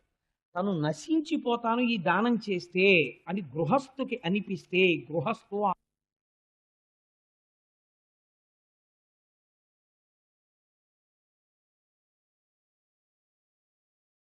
మాట ఇచ్చినా తప్పవచ్చు. అయినా నేను నీకు ఇంకొక మాట కూడా చెప్తున్నాను. వారిజక్షులందు వైవాహికములందు ప్రాణవిత్తమాన భంగమందు జకిత గోకుల గ్రజన్మరక్షణమందు బొంకవచ్చు అఘము పొందడధిప. శుక్రాచార్యుల వారి నీతి రాక్షస నీతి చెప్పాడు ఆయన. ఆయన ఏం చెప్పాడంటే, వారిజక్షులందు వైవాహికములందు. శుక్రాచార్యుల వారు చెప్పారు కదండి, మేము చేస్తున్నాం అనకండి. అది ప్రాణభయంతో ఉన్నప్పుడు రాక్షస నీతిగా చెప్పాడు ఆయన. వారిజక్షులందు, ఆడవాళ్ళ విషయంలో అబద్ధాలు చెప్పచ్చు. నేను మళ్ళీ చెప్తున్నాను, ఇది మనందరి కోసం కాదు. వైవాహికములందు, వివాహంలో అబద్ధం చెప్పచ్చు. వారిజక్షులందు వైవాహికములందు ప్రాణ విత్త మాన భంగమందు, ప్రాణం పోయేటప్పుడు, డబ్బులు పోయేటప్పుడు, మానం పోయేటప్పుడు అబద్ధం చెప్పచ్చు. జకిత గోకుల అగ్రజన్మరక్షణమందు, గోవుల విషయంలో, బ్రాహ్మణుల్ని రక్షించడం విషయంలో అబద్ధం చెప్పచ్చు. జికిత గోకుల అగ్రజన్మరక్షణమందు బొంకవచ్చు నఘము పొందడధిప, అబద్ధం చెప్పచ్చు, దానివల్ల పాపం రాదు. అందుకని ఇస్తాను అన్నాను అంటున్నావు కదా, మళ్ళీ ఓ మాట చెప్పు, నేను ఇవ్వను 3 అడుగులు అను.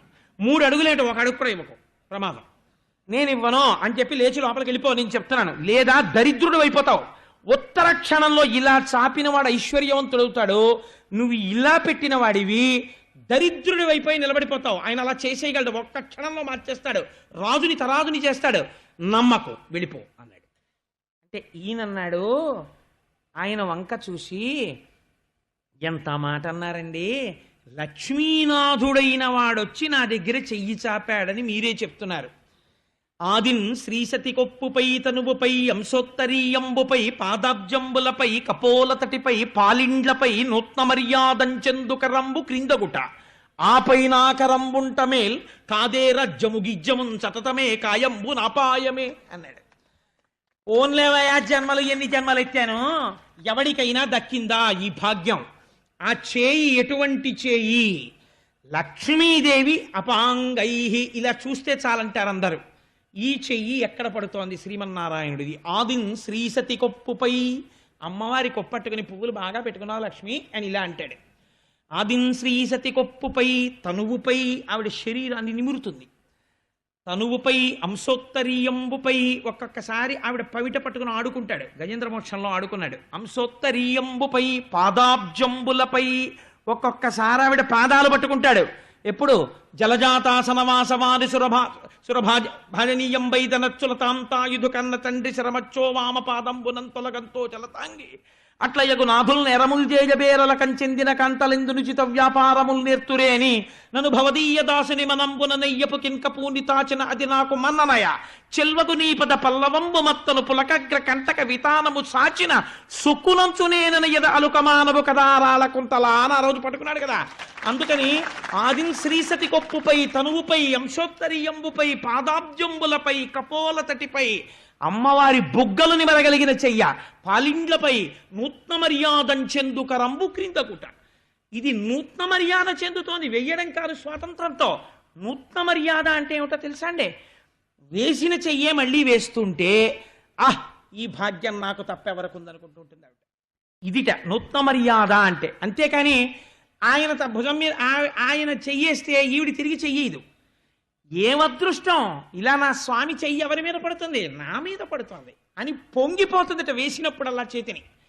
అల్లా లక్ష్మీదేవిని పొంగిపోయేటట్టు చెయ్యగలిగిన చెయ్య ఇన్ని కోట్ల మంది ఏ తల్లి అనుగ్రహానికి చూస్తున్నారో ఆ తల్లి ఆ చెయ్యి పడితే పొంగిపోయే చెయ్యి, దేవదానవుల్ని శిక్షించిన చెయ్యి, భక్తుల కోర్కెలు తీర్చిన చెయ్యి, ఎందరో దానవులను సంహరించిన చేయి, సుదర్శన చక్రమునకు అలవాలమైన చేయి, పాంచజన్యమును పట్టుకునే చేయి.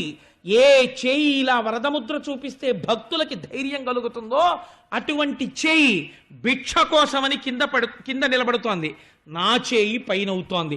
చాలదా ఈ అదృష్టం? మళ్ళీ పుడతానా?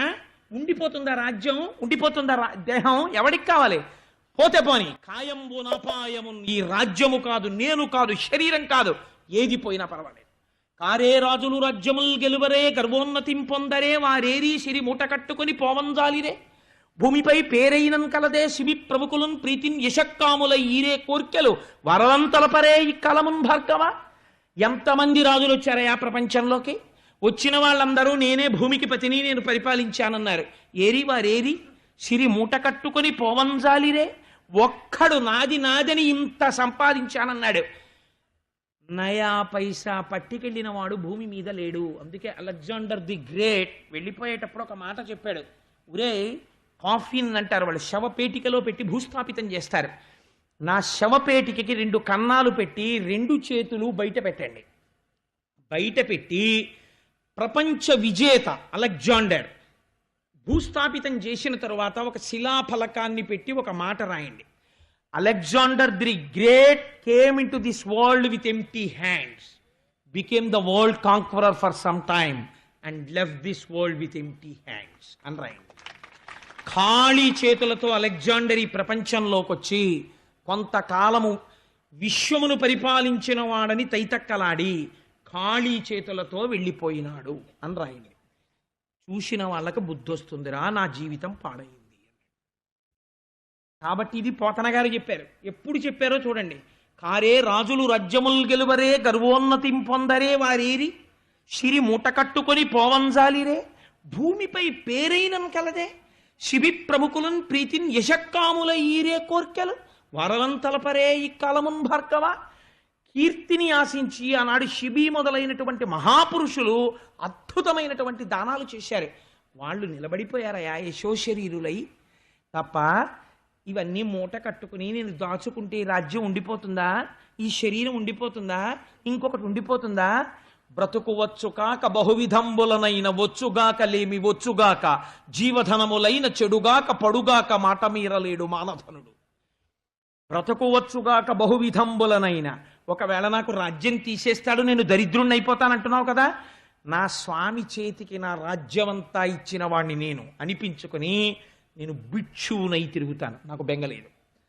బ్రతకవచ్చు కాక బహువిధంబులనైన వచ్చుగాక లేమి వచ్చుగాక, నాకు దరిద్రం రావచ్చు, జీవధనములైన చెడుగాక పడుగాక, నా జీవితం పోవచ్చు, నా ధనం పోవచ్చు, మాట మీరలేడు మానధనుడు.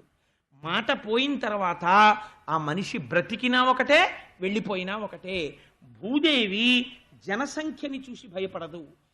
మాట తప్పే వాళ్ళ బరువు నేను మొయ్యలేనని ప్రార్థన చేస్తుందయా, నేను అటువంటి జాబితాలో చేరను, నేను దానం చేసేస్తానన్నాడు. శుక్రాచార్యుడు అన్నాడు, అమృతం తాగిన వాళ్ళని ఓడిపోయేటట్టుగా చేశాను నా తపశ్శక్తితో. ఇవాళ నువ్వు మళ్ళీ గురువు మాట కాదన్నావు, కాబట్టి ఇప్పుడు నీకు శపిస్తున్నాను. ఉత్తర క్షణము నువ్వు రాజ్యభ్రష్టుడవగుదువుగాక అని శపించాడు. ఇదే బృహస్పతి చెప్పాడు. మళ్ళీ గురువు యొక్క అనుగ్రహం పోవాలి బలిచక్రవర్తికి, పోతే ఆనాడు రాజ్యం పోతుందయ్యా అన్నాడు. వెంటనే స్వామిని అందులో పాదములు పెట్టమన్నాడు. పెట్టమంటే పోతన గారు అంటారు, ఏమి దర్శనం చేశారండి. బలిదైత్యేంద్రకరద్వయీకృత జల ప్రక్షాళన వ్యాప్తికి జలజాతక్షుడు సాచయోగి సుమనః సంప్రద్ధిత శ్రీదమున్ కలితానమ్ర రమా లలాట పదవీ కస్తూరికాషాదమున్ నళినామోదము రత్ననూపురము నానావేదమున్ పాదమున్. వచ్చి పళ్ళెంలో కాళ్ళు పెడదామని కుడికాలు ఇలా పైకెత్తేట, కుడిపాదాన్ని ఎత్తేసరికి బలిచక్రవర్తి ఆ కింద కూర్చుని చూస్తున్నాడు ఆ పాదం వంక. ఆ పాదం రేఖా మజధ్వజ సుధాకలశాత పత్ర వజ్రంకుశాంబుర్హ కల్పక శంఖ చక్రై భవ్యైరలంకృత తలౌ పరతత్త చిన్నై శ్రీవేంకటేశ చరణౌ శరణం ప్రపత్యే. ఆ పాదము యొక్క కింద ధ్వజరేఖ, అమృతపాత్ర, నాగలి ఇలాంటి దివ్యమైనటువంటి చిహ్నములు కనపడ్డాయి. ఎర్రటి అరికాలు, పైకి నల్లటి పాదం. ఏ వేదమును చదువుకుని ఆమ్నాయం చేస్తారో అటువంటి వేదము ఆయన కాలి అందెగా మారి అలంకరింపబడి ఉన్నదిట. బ్రహ్మచారిగా ఉన్న నిద్ర లేవగానే శ్రీ మహావిష్ణువు యొక్క పాదముల దగ్గర వంగి లక్ష్మీదేవి నమస్కరించడంలో లక్ష్మీదేవి నొసట ఉన్నటువంటి కస్తూరి తిలకం ఆయన పాదము మీద ముద్రపడి ఉందిట. అటువంటి పాదాన్ని దగ్గర నుంచి బలిచక్రవర్తి చూశాట. బలిదైత్యేంద్రకరద్వయీకృత జల ప్రక్షాళన వ్యాప్తికిన్ జలజాతక్షుడు సాచి సుమన యోగి సుమన సంప్రద్ధిత శ్రీదమున్. మహాయోగులైన వాళ్ళు ఇక్కడ దర్శనం చేసి పొంగిపోయి జన్మ పరంపరల నుంచి గట్టెక్కేటటువంటి భవసాగరమును దాటించగలిగిన ఓడయైన పాదం ఏదున్నదో ఆ పాదమును చూశాడు. చూసి కస్తూరికాషాదమున్ నళినామోదము రత్ననోపురము నానావేదమున్ పాదమున్. ఇంకా బ్రాహ్మీ ముహూర్తంలోనే సప్తర్షుల చేత పూజింపబడిన తామరల చేత సుగంధమును పొందిన పాదమును చూశాట. చూసి పొంగిపోయి బంగారు పాత్ర ముందుకి జరిపాడు. అందులో కుడికాలు ఉంచి ఎడమకాలెత్తి అందులో పెట్టాట. రెండు పాదాలు చూసి ఆహా ఏమి భాగ్యం రా నా భాగ్యం, ఎవరు కడగగలరు ఈ పాదాల్ని? ఈ పాదాలు ముట్టుకోగలిగిన వాడెవరు? బ్రహ్మ కడిగిన పాదము, బ్రహ్మము తానిని పాదము, ప్రేమతో శ్రీసతి పిసికిడి పాదము, బలితల మోపిన పాదము అని అన్నమయ్య కీర్తించబోతున్నాడు. అటువంటి పాదం ఈ పాదం.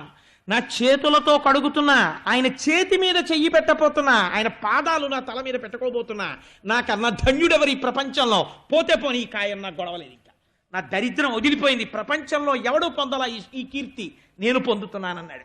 వింధ్యావళి పోయి నీళ్ళన్నాడు. పైకి చూశాడు, ధర్మం తప్పకూడదు, బ్రాహ్మణుడిగా చూస్తున్నాడు. విప్రాయ ప్రకటవ్రతాయ భవతే విష్ణుస్వరూపాయతే తత్ప్రామాణ్య విదే త్రిపాదస్య ధరణిం దాస్యామి యంచున్ క్రియాక్షిప్రుండై ధనుజేశ్వరుండు వడుగుం చేసాచి పూజించి బ్రహ్మప్రీతమ్మని ధారబోసే భువనం ఆశ్చర్యమం పొందగాన్. ఏమి పద్యాలు వేశారో పోతన గారు. విప్రాయ ప్రకటవ్రతాయ భవతే విష్ణుస్వరూపాయతే.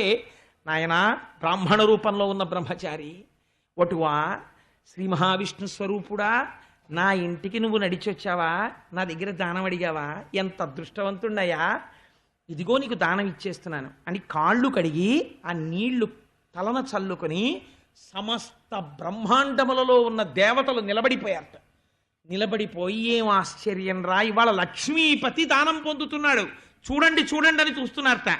తెలిసి దానం ఇచ్చేస్తున్నాడు, తను పతనమైపోతానని తెలిసి ఇచ్చేస్తున్నాడు. ఏమి పూనిక ఈ బలిచక్రవర్తిదని శుక్రాచార్యుల వారు చూస్తున్నారు. కమండలంలో నీళ్లు పోస్తోంది వింధ్యావళి. పోస్తుంటే శుక్రుడు చూశాడు, ఇంకా తాపత్రయం, అయ్యో అయిపోతోంది, పోసేస్తున్నాడు. నీటి ధార విడిచిపెట్టాడా? శుక్రాచార్యులు వారు అనుకుంటున్నారు మనసులో, మునిజన నియమాధారను జనితాసుర యువతి నేత్రజన కళధారన్ ధనుజేంద్ర నిరాధారను వనజక్షుడు గొనియ బలి వివర్జిత ధారన్.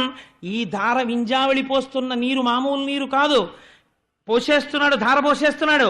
ఈ నీరు శ్రీ మహావిష్ణువు చేతిలోకి పడిపోయిందా? ఈ నీరు ఏమైపోతుంది? మునిజన నియమాధారను, మహర్షులందరి యొక్క నియమములను పాటింపచేసి రక్షించగలిగిన ధార. మునిజన నియమాధారను జనితాసుర యువతి నేత్రజన జలకణధారన్. కొద్దిసేపట్లో అనేక మంది రాక్షస స్త్రీలు ఏడుస్తుంటే భర్తలు మరణించారని వాళ్ళ కన్నులంబట కారబోతున్నటువంటి కంటి ధార ఈ ధార. జనితాసుర యువతి నేత్ర జలకణధారన్ ధనుజేంద్ర నిరాధారను. రాక్షసులకి ఆధారము లేని రీతిలో చేసి వేయగలిగినటువంటి నిరాధార ఈ నీటి ధార. ఇటువంటి ధార పోషేస్తున్నాడు బలిచక్రవర్తి. అయ్యో అని ఆ ధార పడకుండా చెయ్యడానికి కమండల తొండానికి అడ్డుపడ్డాడు సూక్ష్మరూపంలో వెళ్ళి. అరే ఏమి నీళ్లు తేలేదా అన్నాడు బలిచక్రవర్తి. తెచ్చానండి, పట్టలేదు నీళ్లు అంది ఆవిడ. నీరు పడకపోతే దానం పూర్తవదు.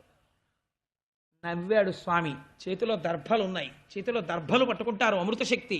ఒక దర్భ తీసి ఏదో అడ్డుపడినట్టుందమ్మా అని ఒక్కసారి ఆ కమండలం యొక్క తొండంలోకి చూసి శుక్రాచార్యుల వారు సూక్ష్మ రూపంతో 2 కళ్ళు పెట్టుకుని చూస్తున్నాడు, పడుతోందేమో నీటి ధారని చూసి ఆ కమండలంలోకి దర్భ పెట్టి ఒక్క పోటీలా పొడిచాడు, ఏదో అడ్డుపడిందమ్మా అని.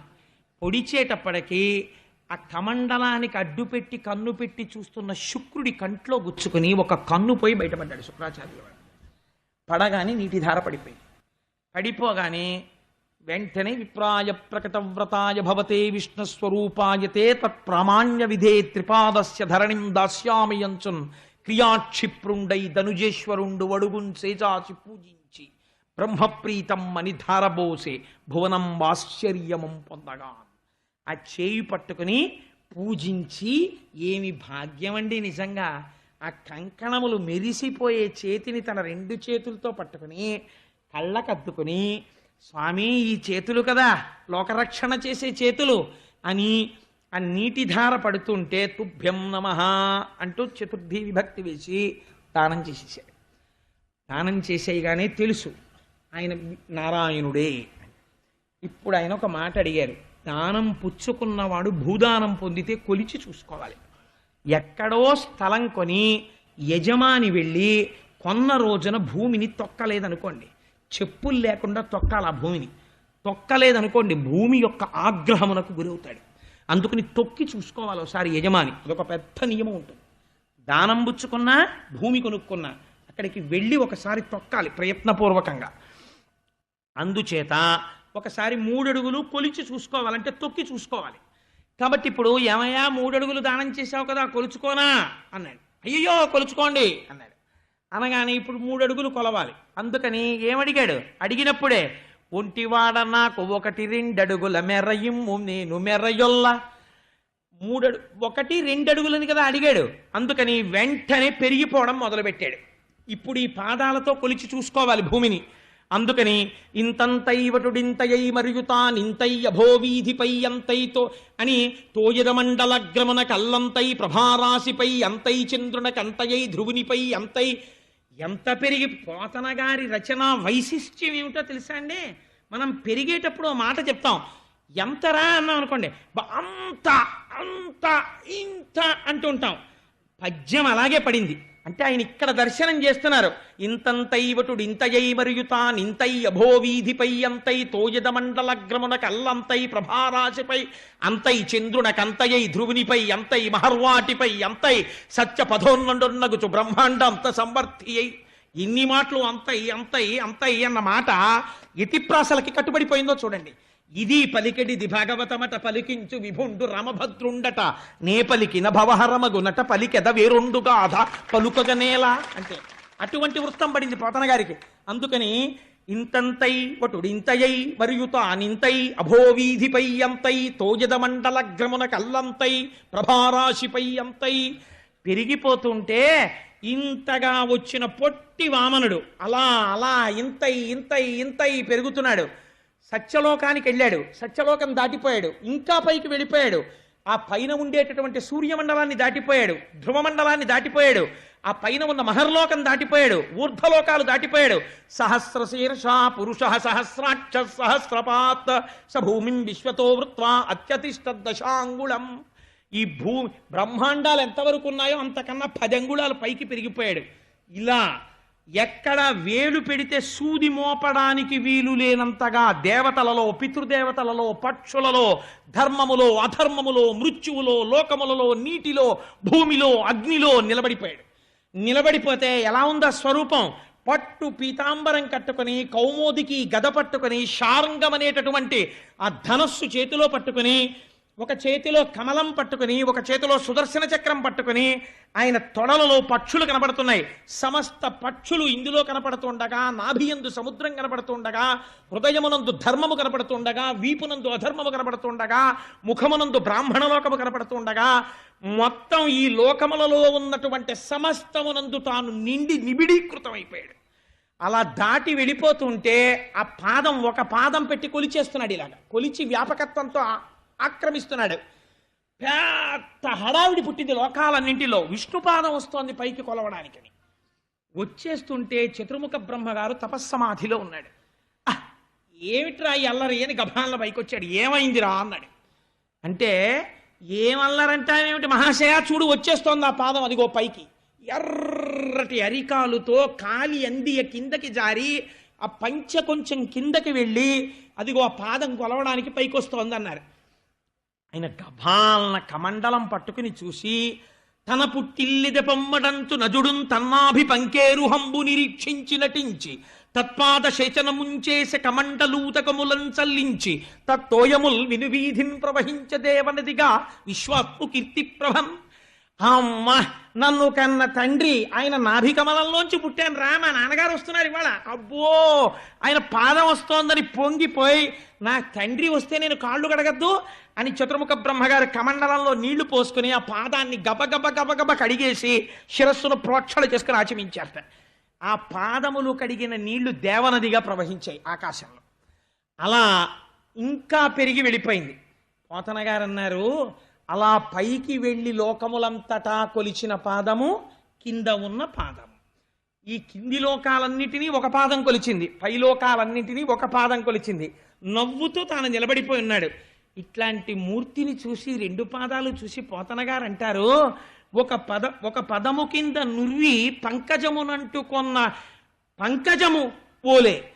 ఒక పాదం కింద ఉన్నటువంటి ఈ భూమి అంతా కూడా చూస్తే ఎలా ఉందంటేట, తామర పువ్వుని బోర్లు ఇస్తే దానికి కొద్దిగా బురదంటుకుంటే ఎలా ఉందో అలా ఉందిట ఆ భూమి. ఒక పాదము ఇలా తామర పువ్వులా పైకెక్కితే అది పైన తేటు రీతి వెలిసే నృప. ఒక పద్మము మీద కందిరీగా వాళ్తే ఎలా ఉంటుందో ఆకాశం అలా ఉందిట. 2 పాదాలు 2 తామర పువ్వుల్లా ఉన్నాయిట. భూమి బురదలా ఉంది, ఆకాశం తేనెటీగలా ఉంది. అలా 2 పాదాలతో ఉంటే ఇలా పెరిగిపోతున్న వామనమూర్తిని ఇక్కడ దర్శనం చెయ్యాలి కదా. మరి ఇక్కడ దర్శనం చెయ్యడం కోసమని పోతన గారు చేసిన ప్రయోగం అనితర సామాన్యమైన ప్రయోగం ఒకటి చేశారు. ఒక రైలు చాలా వేగంగా వెళ్ళిపోతోంది అనుకోండి, ఎంత వేగంగా వెళుతోంది అని అడిగారు అనుకోండి. ఇంకొక వేగంగా వెళ్ళిపోతున్న రైలు ఇలా వెళ్ళిపోతోంది అనుకోండి, ఏది వేగంగా వెళుతోంది చెప్పలేం. కానీ ఒక రైలు ఆగిపోయింది అనుకోండి, 2వ రైలు వెళ్ళిపోతోంది అనుకోండి, ఆగిపోయిన రైలుతో పోల్చి వెళ్ళిపోతున్న రైలు యొక్క వేగాన్ని చెప్పచ్చు. మనం చిన్నప్పుడు కాలము వేగము లెక్కలు చేశాం కూడా. అందుకని ఇప్పుడు పోతన గారు అన్నారు, రవిబింబంబుపమింప పత్రమగు ఛత్రమై శిరోరత్నమై శ్రవణాలంకృతయై గళాభరణమై సవర్ణ కేయూరమై చివిమత్ కంకణమై కటిస్థల ముదంచద్ఘంటయై నూపుర ప్రవరంబై పదపీఠమై వటుటుదా బ్రహ్మాండమున్ నిండుచోన్. మొట్టమొదట వామనమూర్తి ఇలా పెరగడం మొదలు పెట్టగానే సూర్యబింబం ఆకాశంలోది రవిబింబంబుపమింప పత్రమగు ఛత్రమై. సూర్యుడు గుండ్రంగా ఉంటాడు, అన్ని గుండ్రంగా ఉన్నవే చూపిస్తారు. మొట్టమొదట ఆయన తల మీద గొడుగులో ఉందిట. ఆ తర్వాత ఆయన తలది దాటి వెళ్ళిపోయింది. వెళ్ళిపోతే రవిబింబంబుపమింప పత్రమగు ఛత్రమై శిరోరత్నమై తల దగ్గరికి వచ్చిందిట. తల మీద పెట్టుకున్న రత్నంలా మెరిసిందిట. గళాభరణమై ఇంకొంచెం పైకి వెళ్ళిందిట. కంఠంలో పెట్టుకున్నటువంటి ఆభరణం అయిపోయిందిట. చెవులకు పెట్టుకున్నటువంటి మకర కుండలల్లా ఉందిట. ఇంకా కొంచెం స్వామి సూర్యుడిని దాటి పైకి వెళ్ళిపోయారట. వెళ్ళిపోయేటప్పటికీ ఉదంచద్ధంటయై నడుముకు పెట్టుకున్నటువంటి వడ్డాణానికి ఉన్న చిన్న గంటలా గుండ్రంగా అయిపోయిందిట. ఇంకా దాటారట. ఆయన పాదములకు పెట్టుకున్న అందెలా అయిపోయిందిట. ఇంకా దాటారట. ఆయన పాదాలు కింద వేసుకున్న గుండ్రపీటలా అయిపోయిందిట. అంటే ఇప్పుడు ఒక సూర్యబింబం గొడుగులా మొదలుపెట్టి రవిబింబంబుపమింప పత్రముగు ఛత్రమై శిరోరత్నమై శ్రవణాలంకృతియై గళాభరణమై సవర్ణ కేయూరమై చెవిమత్కంకణమై కటిస్థల ముదంచద్ధంటయై నూపుర ప్రవరంబై పదపీఠమై వటుడుదా బ్రహ్మాండమున్ నిండుచోన్. బ్రహ్మాండములంతా నిండిపోయిన వామనమూర్తికి సూర్యుడు ఇలా మారిపోయాట. అలా నిండిపోయాడు లోకమంతా. నిండిపోయి 2 అడుగులతో కొలిచాను, ఇంకా 3వ అడుగు రావాలి నాకు అని మళ్ళీ వామనమూర్తి అయిపోయాడు. అయిపోతే అక్కడే కింద కూర్చుని వింధ్యావళి బలిచక్రవర్తి చూస్తున్నారు, ఏమి పెరుగుతున్నాడు రామహానుభావుడని. వటు అయిపోయి వచ్చి, ఏమయ్యా 1-2 అడుగుల మెరయిమ్ము సొమ్ము మెరలొల్ల కోర్కె తీర బ్రహ్మ కూకటి ముట్టెద దానకుతుక సాంద్ర దానవేంద్ర అని అడిగాను. 3 అడుగులు ఇస్తానని ప్రమాణం చేశావు, 1-2 అడుగుల 2 అడుగులు కొలుచుకున్నా, ఇంకో అడుగు ఏదని అడిగాడు. ఆయన అన్నాడు, బలిచక్రవర్తి సూనృతంబుకా నినుడువదు నా జింహ బొంకజాల నాకు బొంకు లేదు. నీ తృతీయ పదము నిజమునా శిరమున నెలవు చేసి పెట్టు నిర్మలాత్మ. ఎంత గొప్ప మాట అండి నిజంగా బలిచక్రవర్తిది. ఆయన అన్నాడు, సూనృతంబుకా నినుడువదు నా జింహ, నా నోరు ఎప్పుడూ అబద్ధం చెప్పదు. బొంకజాల నాకు బొంకు లేదు, నేను అబద్ధం చెప్పలేదు. నీ తృతీయ పదము నిజము నాశిరమున నెలవు చేసి పెట్టు నిర్మలాత్మ, నీ 3వ అడుగు నా తల మీద పెట్టు అంటే స్వామి వెంటనే 3వ అడుగు తల మీద పెట్టమని బలిచక్రవర్తి లేచాడు. గరుడుడికి ఆజ్ఞ ఇచ్చాడు, వరుణ పాశాలతో కట్టేసేయమని. వరుణ పాశాలతో కట్టేశాడు. కట్టేస్తే అలా నిలబడిపోయాడు. వెంటనే రాక్షసులు గమనించారు. శ్రీమన్నారాయణుడు వటువు రూపంలో వచ్చి మన రాజ్యాన్ని కొల్లగొట్టాడు. కాబట్టి వెంటనే కత్తులు ఆయుధాలు పట్టుకురండి, శ్రీ మహావిష్ణువుని నిర్జిద్దాం అన్నాడు. బలిచక్రవర్తి అన్నాడు, వేళ కాని వేళ క్రోధం తెచ్చుకోకూడదు.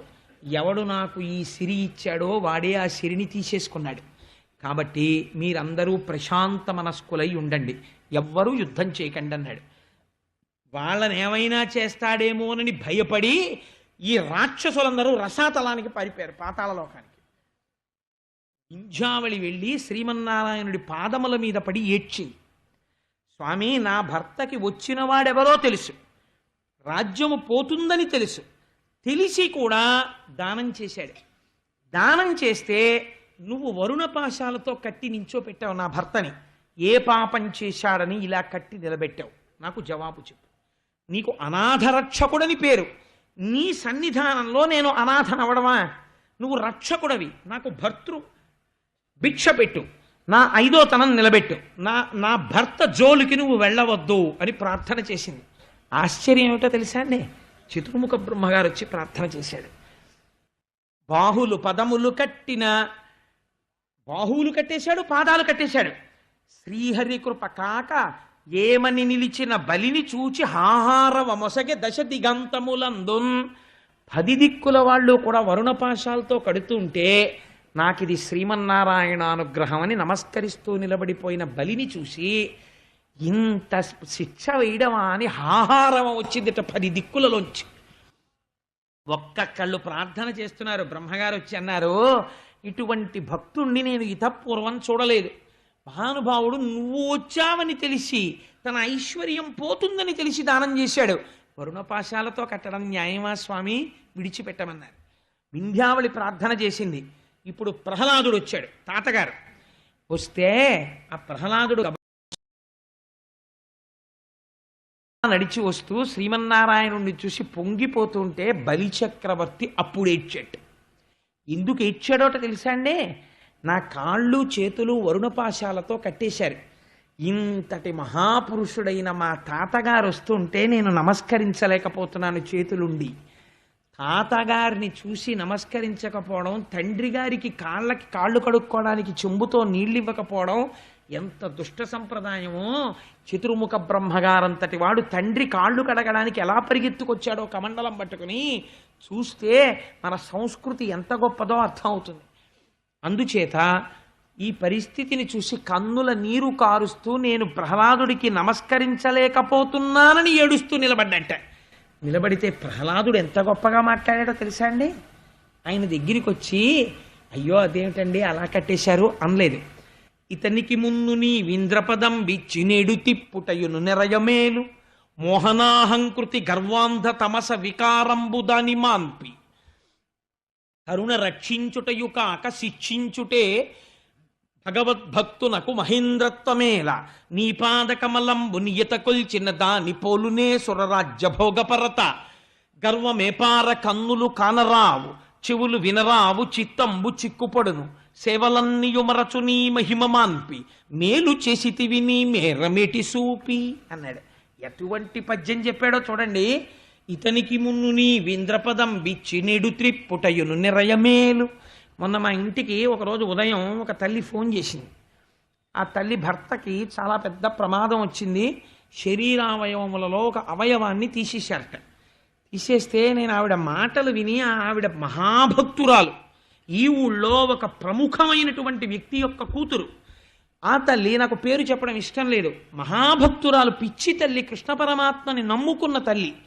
ఆవిడ ఫోన్ చేసింది, కోటేశ్వరరావు గారు నా భర్త గారికి కాలు తీసేశారండి. మీరు తరచు చెప్తుంటారు కదా కష్టం వచ్చినప్పుడే ఈశ్వరుణ్ణి మర్చిపోకూడదని. ఏ జన్మలో చేసిన పాపమో నా భర్త కాలు పోయింది, కుర్చీలో కూర్చుని తిరుగుతారు, కానీ ఈ కష్టం తట్టుకుని భగవంతుని పాదముల యందు విస్మృతి పోకుండా ఉండడానికి, విస్మృతి కలగకుండా ఆయన పాదములు నమ్ముకోవడానికి, ఈ కష్టములో కూడా నా స్వామి భక్తి నాకు నిలబడడానికి నేనేం చదువుకోనో నాకు సెలవివ్వండి అని. అమ్మా ఎన్ని మెట్లు పైకెక్కిపోయావమ్మా, నోటితో చెప్పాను నేను, అనుష్ఠానంలోకి తెచ్చుకున్నావు నువ్వు అని మనస్సులో తల్లి పాదాలకి నేను నమస్కరించాను. అమ్మ భీష్మ స్తుతి చదువుకోండి అని సలహా ఇచ్చాను. ఒక్కొక్కరు విన్నవాళ్ళల్లా ఉంటారు, కానీ ఎంత ఎదిగిపోతారో. అందుకని ఒక్కొక్కనాడు చెప్పినవాడు గొప్ప అనుకుంటారు, విన్నవాళ్లలో ఎంతమంది మహాత్ములు ఉన్నారో మనకి తెలియదు. అందుకే నేను ఎప్పుడైనా ఏదైనా ఉపమానం చెప్పవలసి వస్తే నాకు చాలా భయం. సభ మీద పెట్టను, నా మీద పెట్టుకుంటాను. అది హీనోపమానమైనా నా మీద పెట్టుకుంటాను తప్ప వేరొకరి మీద పెట్టి ఎప్పుడూ చెప్పను. ఏమో ఎంతటి మహాపురుషులు ఉన్నారో సభలో, ఎవరు విని రోజు రోజుకి మెట్లెక్కుతున్నారో నాకేం తెలుసు. నేను దిగజారిపోతుండొచ్చు, వాళ్ళు ఎక్కిపోతుండొచ్చు. ఈశ్వరానుగ్రహం వల్ల నేను అలా దిగజారకూడదని కోరుకుంటున్నాను. కాబట్టి ఎంత గొప్ప మాట చెప్తున్నాడో చూడండి. ప్రహ్లాదుడు తన మనవణ్ణి కట్టేశాడు. ఆయన అన్నాడు, ఇతనికి మున్ను నీ వింద్రపదం బిచ్చి నెడు తిప్పుటయును నెరయమేను. పూర్వం ఇతనికి ఇంద్ర పదవి నీ వల్లే వచ్చింది, నీ అనుగ్రహం లేకపోతే ఎలా వస్తుంది ఇంద్ర పదవి? గురువు నువ్వే, మొదటి గురువువి నువ్వే. శుక్రాచార్యుల వారిలో ప్రవేశించావు, యాగం చేయించావు. గురువు యొక్క అనుగ్రహంగా యాగభోక్తవై ఆనాడు విశ్వజిత్ యాగాన్ని ఆదరించి బ్రహ్మాండమైన రథం ఇచ్చావు. దానివల్ల అమరలోకం వచ్చింది, ఇంద్ర పదవి వచ్చింది. ఇచ్చిందెవరు? నువ్వే. ఇవాళ తీసేశావు. చాలా మంచి పని చేశావు. నీ పాదకమలంబు నియతి కొల్చిన దాని పోలునే సురరాజ్య భోగపరత. హాయిగా నీ పాదాలు నమ్ముకుని నిన్ను సేవించుకోవడంలో ఉన్న ఐశ్వర్యం, ఐశ్వర్యం ఉన్నవాడు బ్యాంకుకి వెళ్ళి తెచ్చుకోవాలేమో. భగవంతుణ్ణి నమ్ముకున్నవాడు కోరికున్నంత మాత్రాన ఎవరో ఒకరి రూపంలో వచ్చేస్తుందంతే. భగవాన్ రమణులు ఆశ్రమంలో ఉండగా ఒకనాడు కొంతమంది భక్తులు వచ్చి చెప్పారు, భగవాన్ మేము వెళ్ళిపోతున్నామండి ఆశ్రమం నుంచి అన్నారు. ఏమి ఎందుకు వెళ్ళిపోతున్నారు అని అడిగారు. ఆశ్రమంలో ఏమి లేవండి, అన్నీ నిండుకున్నాయి, ఇంకా తప్పు కదా, ఏమీ లేనప్పుడు మేము ఎందుకు ఇక్కడ, అందుకని కొన్నాళ్ళు బాగా తగ్గిపోయే పదార్థాలు మేము వెళ్ళిపోతున్నాం అన్నారు. రమణులు ఎప్పుడు అది రమణుల ఆశ్రమం అంటే ఒప్పుకునేవారు కాదు. నాకేం లేవు, నాకున్నది ఈ మట్టి కమండలం ఒక్కటే అనేవారు. ఆయన అన్నారు, బయటికి వెళ్ళిపోతే పెట్టేవాడెవడో వాడు పెట్టాలనుకుంటే ఇక్కడున్నా పెడతాడు, ఇక్కడ దొరకనిది బయటికెడితే దొరుకుతుందనుకోవడం అవివేకం కాదా అన్నారు. పెట్టేవాడికి అరణ్యంలో ఉన్నా పెట్టడం వచ్చు అన్నారు. ఇంతలో గేట్లోంచి రై అని ఒక లారీ వచ్చింది. వచ్చి డ్రైవర్ దిగి అరుణాచలం తిరువణ్ణామలైలో రమణ మహర్షి గారు ఉన్నటువంటి ఒక చిన్న ఆశ్రమం ఉందిట, ఇదేనా అన్నాడు. ఇదే, ఏం కావాలన్నారు.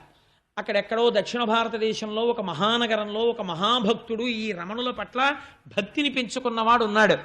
ఆయన స్వామివారికి 6 నెలలకి సరిపడ దినుసులు పట్టుకెళ్ళి దింపి రమ్మని వెనక తాను వస్తానని పంపాడు. లారీ తొందరగా వెళ్ళిపోవాలి, దింపేసుకోండి అని దింపి వెళ్ళిపోయాడు. ఆయన ఎవరని అడిగారు. నాకు తెలుసా, లారీకి లోడ్ వేశాడంతే, ప్రతివాడి పేర్లు నాకు తెలుస్తాయా, అందుకని తీసుకొచ్చాను అని దింపి తువ్వాల మీద వేసుకుపోయాడు. అది ఫ్రైట్ పెయిడ్ ట్రక్, మళ్ళీ దానికి ఫ్రైట్ కూడా కట్టక్కర్లేదు, వెళ్ళిపోయింది లారీ. వెంటనే రమణులు నవ్వారు. ఇది ఈశ్వరుడు యొక్క రక్ష. భగవంతుణ్ణి నమ్ముకున్న వాడికి ఎక్కడున్నా ఈశ్వరుడు రక్షిస్తాడు. వాడు ఏది కోరుకున్నా వాడికి వస్తుంది. వాడికి డబ్బుతో పనేం ఉండదు. భగవంతుడు ఉన్నాడు, వాడు కల్పవృక్షం, వాడు కామధేనువు, వాడు దేనికన్నా గొప్పవాడు, వాడివ్వగలడు. ఆ పూనిక ఉన్నప్పుడు నువ్వెందుకు బెంగ పెట్టుకోవాలి? ఇది ప్రహ్లాదుడు అంటున్నాడు. ఎంతటి భక్తితో చూడండి. ఇంద్ర పదవి తీసేస్తే ఎవడికయా ఎక్కువ, ఏడు లోట అదేమైనా, నాకేం బెంగలేదు. ఈ ఇంద్రపద ఉంటే దరిద్రం ఏమిటో తెలుసా? కళ్ళు కనరావు చిత్తంబు చిక్కుపడును సేవలన్నయు మరచు నీ మహిమ మాన్పి. రోజు ఓ మీటింగు, ఓ సభ, దేవతలు రావడం, అక్కడ ప్రసంగాలు, ఏం చెయ్యాలి, ఏమిటి, ఎలా అడ్మినిస్టర్ చెయ్యాలి, కొత్త చట్టాలు ఏం చెయ్యాలి, ఇవే కదా. ఇప్పుడు ఏ పదవి లేదు, హాయిగా కూర్చుని భగవత్ సేవ చేసుకుంటాడు. ఎంత వరం ఇచ్చావు స్వామి. కళ్ళు కనరావు చిత్తంబు చిక్కుపడును సేవలన్నీయు మరచు నీ మహిమ మాన్పి. మేలు చేసితివి నీ మేరమిటి చూపి. ఇప్పటి వరకు వచ్చిన వాళ్ళందరూ అలా కట్టేశాయేమిటి, అలా కట్టేశాయేమిటి అన్నవాళ్లే. ఎంత బాగా కట్టేశావు, ఎంత వరం ఇచ్చావు అన్నవాడు ప్రహ్లాదుడు ఒకడే. ఇది ప్రహ్లాదుడంటే. అంటే ఆయన అన్నాడు, శ్రీ మహావిష్ణువు, మీ అందరూ నన్ను తప్పుగా అర్థం చేసుకుంటున్నారు. నేను బలిచక్రవర్తికి గొప్ప సన్మానమును చేశాను. ఆయన మహానుభావుడు ఆత్మని తీసుకొచ్చి నా పాదముల దగ్గర పెట్టేశాడు. శ్రవణం కీర్తనం విష్ణోః స్మరణం పాదసేవనం అర్చనం వందనం దాస్యం సఖ్యం ఆత్మనివేదనం. ఆత్మనివేదన చేశాడు. ఎంత మాత్రము తిరగబడకుండా కష్టమైన సుఖమైన ఇచ్చినా తీసినా ఉంచినా ఏదైనా నా స్వామి తప్ప నాకు వేరొక ఆధారము లేదని శరణాగతి చేసేశాడు. ఇటువంటి శరణాగతి చేసినటువంటి వాణ్ణి నేను పాడి చేస్తానయ్యా? నేను పాడి చేసేవాణ్ణి కాను. యవ్వని కరుణింప నిశ్చయించితివాని అఖిల విత్తంబునే నపహరింతు. సంసార గురుమదస్తబ్దుడయ్యవ్వడు తెగడి లోకమునందు చెరించుచుండు. వాడెల్ల కాలంబు అఖిలయోనులయందు పుట్టుచు దుర్గతి పొందు పిదప. విత్త వయోరూప విద్యా బలైశ్వర్య కర్మ జన్మ గర్వముడిగి ఏక విధమున విమలుడయ్యవ్వడుండు. వాడు నా కొరకు రక్షింపవలయువాడు.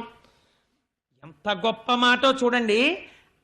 నా అంతటి వాణ్ణి నేను, నా అంతటి వాణ్ణి నేననుకుని అన్నటువంటి వాడు గర్వం చేత అనేక యోనులలో పుట్టి అనేక లోకాలలో తిరిగి తిరిగి తిరిగి తిరిగి ఏదో ఒక గర్వం, విత్త వయో రూప విద్యా బల ఐశ్వర్య గర్వ కర్మ జన్మ గర్వముడిగి.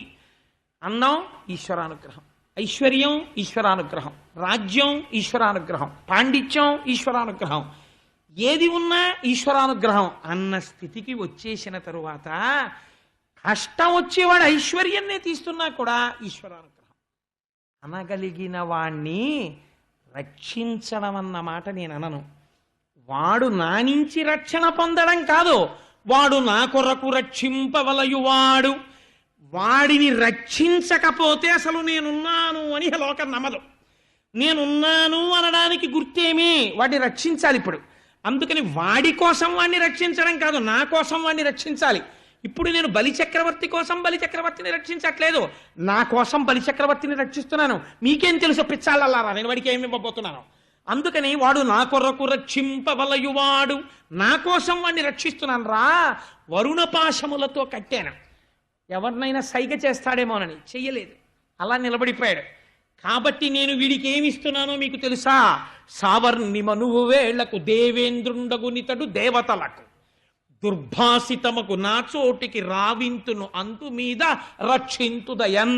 నాకు శరణాగతి చేసి నువ్వే నాకు అన్నీ అని కష్టంలో సుఖంలో నిన్ను సేవింపగ నాపదల్పడమని నిత్యోత్సవం బబ్బని జనమాతృండనని సంసార మోహంబు పైకొనని జ్ఞానము గల్గని గ్రహగతుల్ కుందింపని మేలు వచ్చిన రాణి అవి నాకు భూషణములే శ్రీకాళహస్తీశ్వర అంటాడు దూర్జటి. అలా ఇన్ని పరీక్ష మీద పరీక్ష పెడుతుంటే నాకంతా నారాయణుడి అనుగ్రహమే అని పొంగిపోయిన వీడికి నేను ఇస్తున్న వరం ఏమిటో తెలుసా?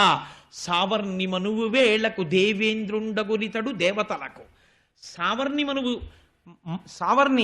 మనువైనటువంటి కాలంలో ఇతన్ని నేను దేవేంద్రుణ్ణి చేస్తాను.